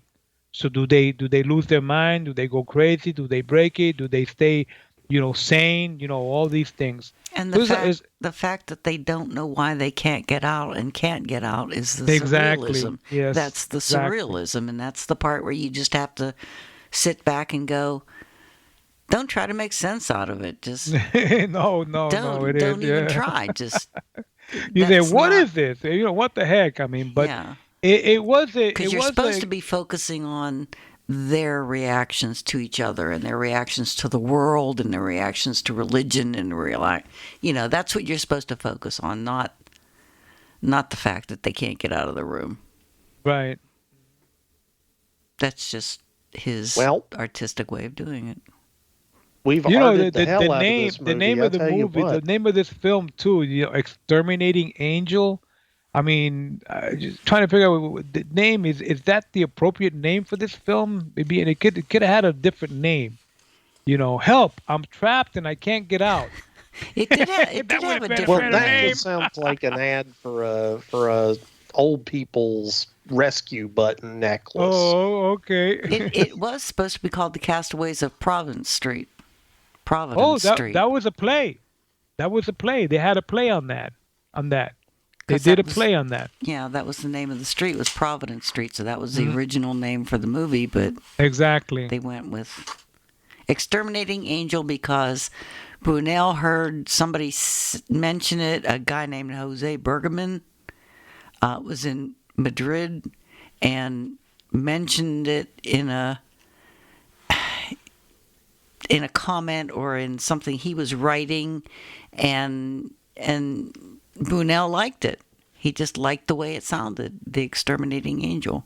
Mm-hmm. And Bergman said it was some biblical phrase, but again, I've looked that up and nobody can really actually tell me whether that's true or not. But he just liked the words. He said, if I saw something that said Exterminating Angel, I'd watch it. I'd be curious. So he picked it just because. Right. Just like everything else with the movie, just because. Here's 3 sheep, just because. Mm-hmm. Yeah. Well, I would say this is more like a claustrophobic horror tale. Yeah. Of 18 people stuck and they can't get out. I mean, and they go to the edge of insanity, almost killing each other off. Because I think that's what would have happened. In the end, had they would not got out, you know what I'm saying?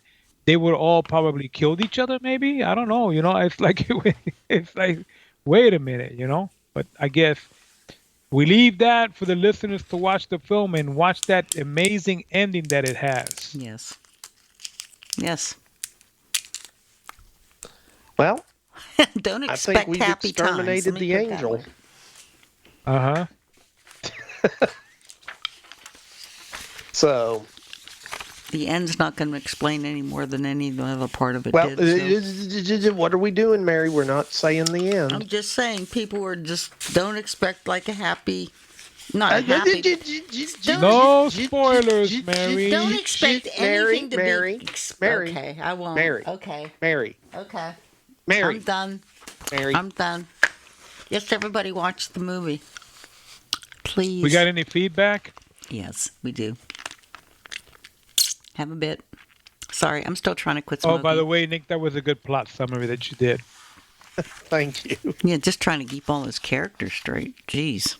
Well, that's why he just mentioned all the names. I mean, we would have flopped all the names. Who's who? Who's what? Because there were so many of them. So it's too many of them to really know what each one is, what they're doing. The love interest, the affair, all this. So who's this? Who's that? See, that's why I think I would like to watch it again, just because now I kind of have an idea of who the characters were and what their relationships were with each other. Yeah. So I might understand it a little bit better then. Nick, I got a question for you. Did you get? Yes. Because I, in the beginning you mentioned about you didn't look at the special features. Did you get the Blu-ray I sent you on this film? I did get the Blu-ray you sent me. And okay. Mine wasn't the main a Blu-ray. special feature I looked at was the timeline bit. Oh, the timeline. Okay. Yeah. I don't think mine was a Blu-ray. Yeah, it was a Blu-ray. Was it? Yeah. Okay. Yeah, it was a Blu-ray. It was a Blu-ray, Mary. Trust us. Okay. I mean, you got the supplements, and you had all the chapters, and then the supplements would be like the special features, and they would give you all like the how do you call it? The interviews. If you get a chance to watch the how do you call it? The supplements part of it. There's that documentary that you mentioned, Mary, about remembering Luis Buñuel, the last script. Yeah. Yeah, watch that if you get a chance to. And then Sylvia Pinal has her interview in there, and Arturo Ripstein also, and there's a trailer to the film. So it does have some in that timeline that Nick mentioned too. Is kind of interesting too. The timeline on the film. So I mean, it starts off with the first chapter. You can go and it tells you as you go along what's happening throughout and you can bookmark them too. So it's pretty cool. They did a good job with it. Criterion did a good job with it. Mm-hmm.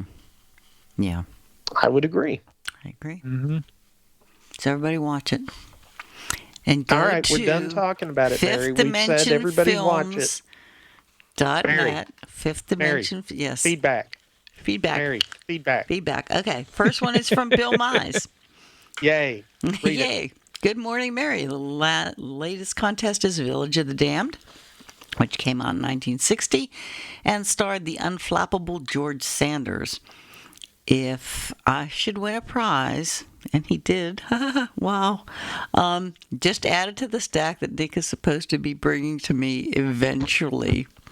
I think he's too focused on the free bourbon that I offer him every time he visits to bring said prizes. Busted. Nick. He's not talking. I've already said I took him his prizes. Okay, this next one's from Nick Stump. Says, hope all's well. When's the next podcast episode? And so I told him, and he said he's glad to hear it. I told him It's Alive was going to be the next one. And he said, that's perfect because I just watched that movie the other night, coincidentally, and can't wait to hear it and hear more about the Davis baby. The only thing wrong with the Davis baby is it's alive. Oh, wow. Talk to you guys soon, and that's from Nick Stump. Wow. Okay, next one's from Patrick Kelly. Says, hope all's going better. I see Phil Pine is the winner of iRobot. And iRobot reminds me of other robot movies that have caught my fancy over the years. Robot and Frank. This 2014 film stars Frank Langella as a retired burglar with dementia. His son buys him a robot to assist him, but Frank decides it's a good idea to plan one more heist using his new robot as an assistant. Oh, wow. I want to see that. that sounds fun. Yes, it does. Yeah, there's one called Chappie that he says this 2015 film stars Dev Patel. A criminal gang captures a damaged police robot and tries to force Dev Patel to reprogram it to do their illegal bidding. I love that movie. I really love that movie. The other one he says is After Yang, Y-A-N-G. It says it was released in 2021, and this is only the second feature film directed by Kogonada, known previously as a video essayist. It's a wistful, wow. I've never heard of this one. It's a wistful tale of a tea merchant of modest means, played by Colin Farrell, who is attempting on his own to repair Yang, his daughter's broken second-hand playmate robot. As he delves into the recesses of Yang's stored memory, he is startled by the past lives of Yang. So that sounds interesting, too. He said, don't expect much plot in After Yang, but do expect exquisitely written dialogue as well as cinematography that is a feast for the eyes. Indeed, After Yang is an art film disguised as a B-movie. So I definitely want to see that one. Cool. Yeah, it's called After Yang from 2021. So thank you, Patrick Kelly, for the feedback and for the prizes as usual. And this is Pete Stima, and he says, long time between episodes. Hope everything is great with everyone. People started getting worried because we didn't put up. Mm-hmm. I'm sorry. Okay, this is from Phil Pine. It says, your last podcast was great. I haven't watched It's Alive in a long time. I need to rewatch it soon. Believe it or not, I enjoy movies I have seen so far by Larry Cohen. Before I forget, Village of the Damned, 1960. Glad to hear you quit smoking again. I'm an ex-smoker, and I know how hard it can be. Just keep telling yourself breathing is more important than smoking. That's all I can think of right now. I'm being a chatty Cathy today. Oh, and then he says, I forgot to thank you, B-Moviecast, for iRobot. I received it today in the mail. I have not watched iRobot, so I look forward to watching it soon. So, good for you. It's a good movie. I like that movie. Isn't that the one with Will Smith and... Yes, it is. Okay, yeah, that is a good movie. Alan Tudyk plays the voice of the robot. Who? Who? Wash from Firefly, Pirate Bob from Dodgeball. Oh, okay. Cool. Oh, isn't he the new alien? Yes. In the television show? Yes. I love him. I love that television show. Tell me what the name of that television show is. I don't know. It's on Sci-Fi. No, it's on American Movie Channel. No. What is the name of that movie? I mean, it's not a movie, it's a TV show, Mary. What is the name of it? I don't know. Okay. I'm like really upset because I really like it. You're forgetting your movies, Mary. You got a good man. Oh man. They just did the last one of the season, just like a couple weeks ago, and I was like so sad because I wanted to see more. Alien TV show. You're Googling it right now. No, I am because it's going to make me crazy. Resident Alien. Woohoo! There you go. That one. Okay. Yes. I don't think Googling it is worth a woohoo, but okay. Well, no, Resident Alien is worth the yoo-hoo because... Okay. I'll buy. He is good. I didn't realize that was his name. Alan Tudyk. He just does such a great alien. He's so awkward and funny. And I just really like him. Anyway, everybody watch Resident Alien while you're at it. It'll cleanse your palate after this movie. Okay, this next one is from John Schultz. It says, "Hi, Mary, Nick, and the whole gang. I think the movie is Village of the Damned from 1960. Thanks, and keep up the great work. You are my favorite podcast by far." Oh, from John Schultz. Wow, that is so cool. What was that again? What did he say, Mary? He said that we are his favorite podcast by far. Oh, cool. I know. Nice, Yay. nice. Thank you, John. Really, thank you. This next one's from Blake McCurdy. Says, with the great Village of the Damned, 1960, with the great George Sanders, whose final words were, "Dear world, I'm leaving because I'm bored. Feel like I've lived long enough. I'm leaving you with your worries in this sweet cesspool. Good luck." Wow. Was that in the movie Village of the Damned? I don't know. It might have been. It might have been in. They remember there was two movies there: Children of the Damned and Village of the Damned. I just DVR'd this movie. It's downstairs. I'm gonna have to watch it and see if that's in there. Mm-hmm. That's depressing. But then again, I would live forever because I'm never bored because there's like too much to do and see and eat and try and everything else that too many things.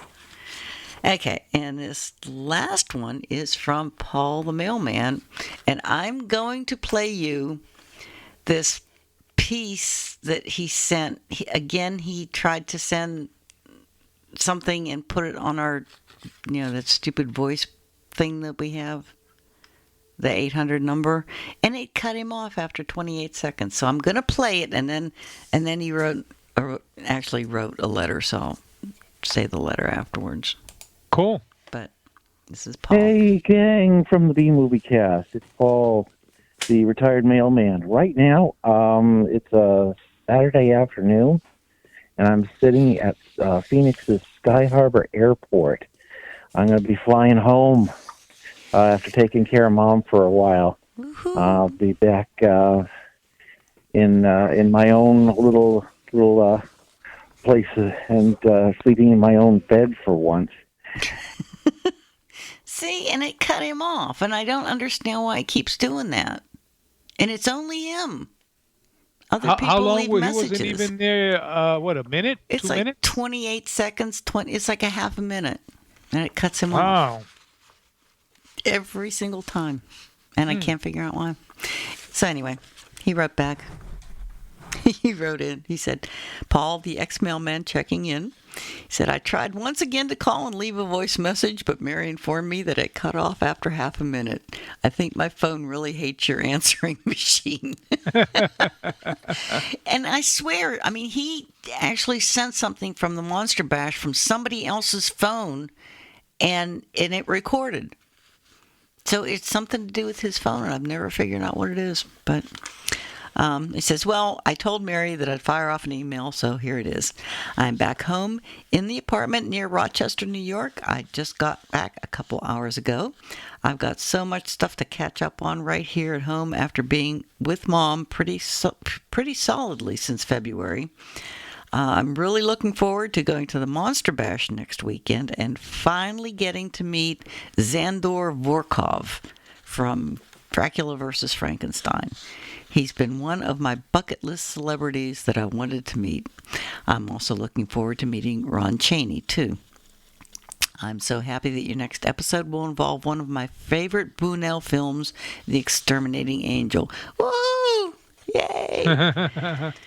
I really enjoy all of Buñuel's films, but Angel is a particular favorite. Yay! Right up there with The Discreet Charm of the Bourgeoisie. I've got to see that one. I have never seen that movie. Wow. I really have to watch that one. And the bizarre short film, The Andalusian Dog, that he did with Dolly. And congrats on the nice job you did on A Clockwork Orange. One last thing, I know it's late in coming, but a hearty congratulations on racking up over 500 episodes. I think I came in at about episode 23 and managed to catch up pretty quickly, so I can proudly say I've heard them all. Yay! Yay! Thank you for listening. Really? Well, I've got a lot of crap here in my apartment to wade through. I know I'll see you all eventually. Take care of yourselves. Paul, a retired mailman from Rochester, New York. All right. Yeah. Great email. I know. And yeah, for real. It's good to hear from Paul. I miss him honking his horn. And no idea why his messages don't work. I know, it's weird. I think he's going to be at the, if I'm not mistaken, he'll be at the October Bash in a couple of weeks. That's what he said, yeah. Yeah, he's going to be at the October Bash. You know, he doesn't miss a bash. He likes going to all the June Bash, October Bash. He goes to all of them. Are you going to be there, Juan? No, I'm not. Okay. As a matter of fact, I am going to be at Chiller Theater in 3 weeks.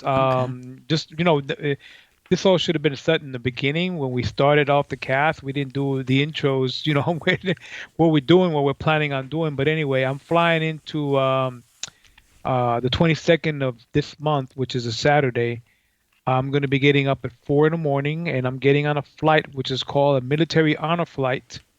In a military aircraft, I'm flying with 120 other veterans. We're going up to Washington to visit the Tomb of the Unknown Soldier, the Vietnam War Veterans Memorial, and some of the other veterans memorials up in Washington for a full day. We're going to go up there for one day and come back at 7 or 8 o'clock that night on another flight coming back. So it's called the Honor Flight, and I got selected for that because they handpick a number of veterans from the Vietnam War, World War II, the Korean War, and to go on these flights. And they're very, very limited flights. You know, they hand select them based on what you did and you know how long you had to be in a war zone to be able to go. You know, so. Wow. Then when I come back the following week on Saturday, the 27th or the 28th. 27th, I believe it is, the 28th. I'll be in New Jersey. I'm going to be doing Chiller Theater up there, you know, with the gang. Bruce Tinkle, Daryl will be there. So I'll be up there for that weekend at Chiller Theater. So yeah, I missed the bash. I didn't go to the June bash, as you know. And so I don't know what's going to be for next June. Maybe I'll be able to, if he's got tables available. I don't know what's going to happen for next June. I have to play it by ear. I know I haven't heard anything yet Mm-hmm. about it, or when it's going to be, or any of it. Yeah, I didn't realize Chiller was in New Jersey. For some reason, I thought it was in Ohio. No, you're thinking about my other convention, the Cinevent, which is the in Columbus, Ohio. That's the other one that me and Bob do. Okay. Yeah, it's the Cinevent. It's called the Columbus Moving Picture Show. But no, Chiller Theater it's always been in New Jersey. I think now it's in Parsippany, which is about 35, 40 minutes west of Newark, the Newark airport. So yeah, it's like the Parsippany at the Hilton hotels are right there. The Hilton Suites and the hotel. They have it there, and it's like I did it in April. It was amazing. Oh my God. It was one of the reasons why I'm looking forward to going to Chiller Theater this year. I mean, in a couple of weeks, in a few weeks. Nick, you'll get a kick out of this one.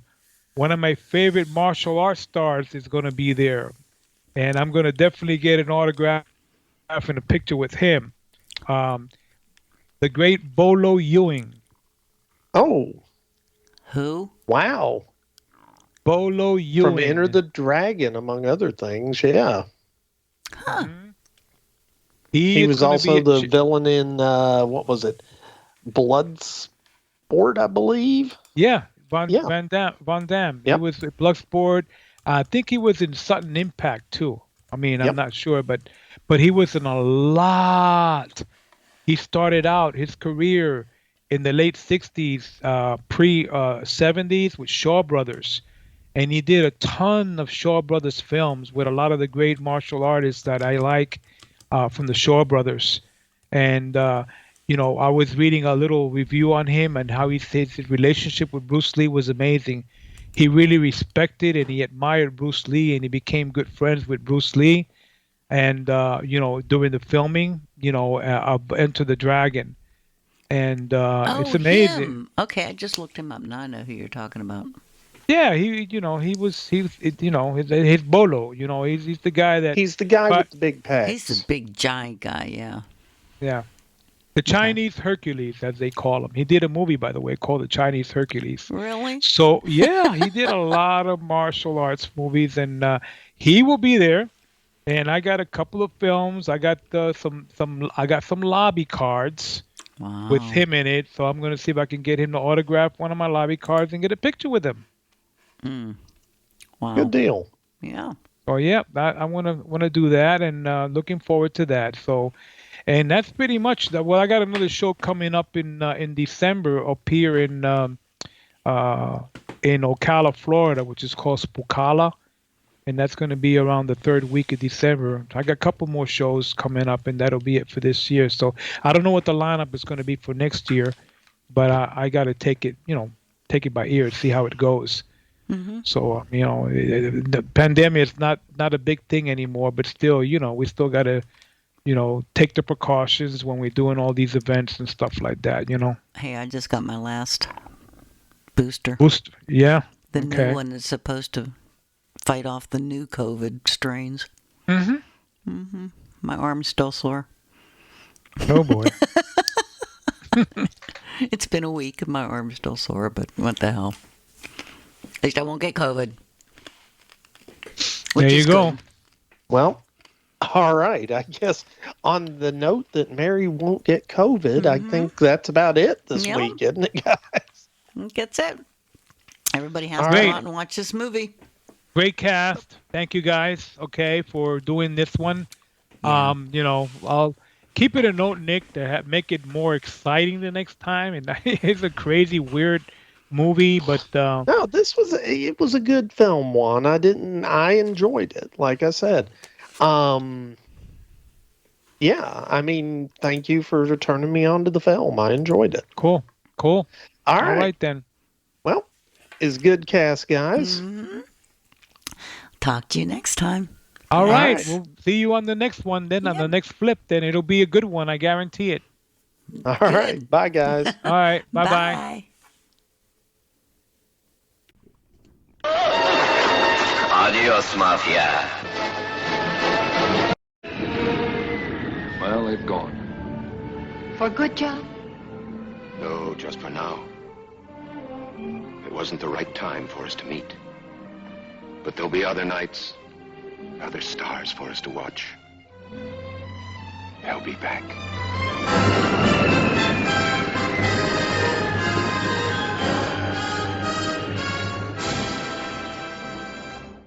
The ghosts are moving tonight, restless, hungry. All right, fellas, here's your story. Greetings, my friend. We are all interested in the future, for that is where you and I are going to spend the rest of our lives. And we cannot keep this a secret any longer. Wait, Captain. I have found evidence of intelligent beings on this planet. Look to the skies, it's the B-Movie Cookbook. Menus inspired by 15 of your favorite B-movies from the 1950s, with teenage werewolves, blobs, and enough cheese for everyone. When we return to our planet, the High Court may well sentence you to torture. But until then, we've got Ed Wood and Vincent Price. There'll be food and drink and ghosts, and perhaps even a few murders. You're all invited. So impress your friends with dinner and a movie with the B-Movie Cookbook. We've got you covered. Get your copy today at bmoviecookbook.com. That's bmoviecookbook.com. Let me see that book. I am interested to see what sways your mind so heavily. Sure thing, just visit bmoviecookbook.com. Anybody around here want some coffee?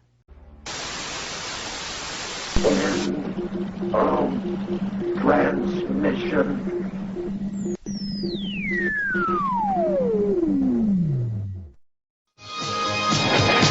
The good guys always win, even in the 80s.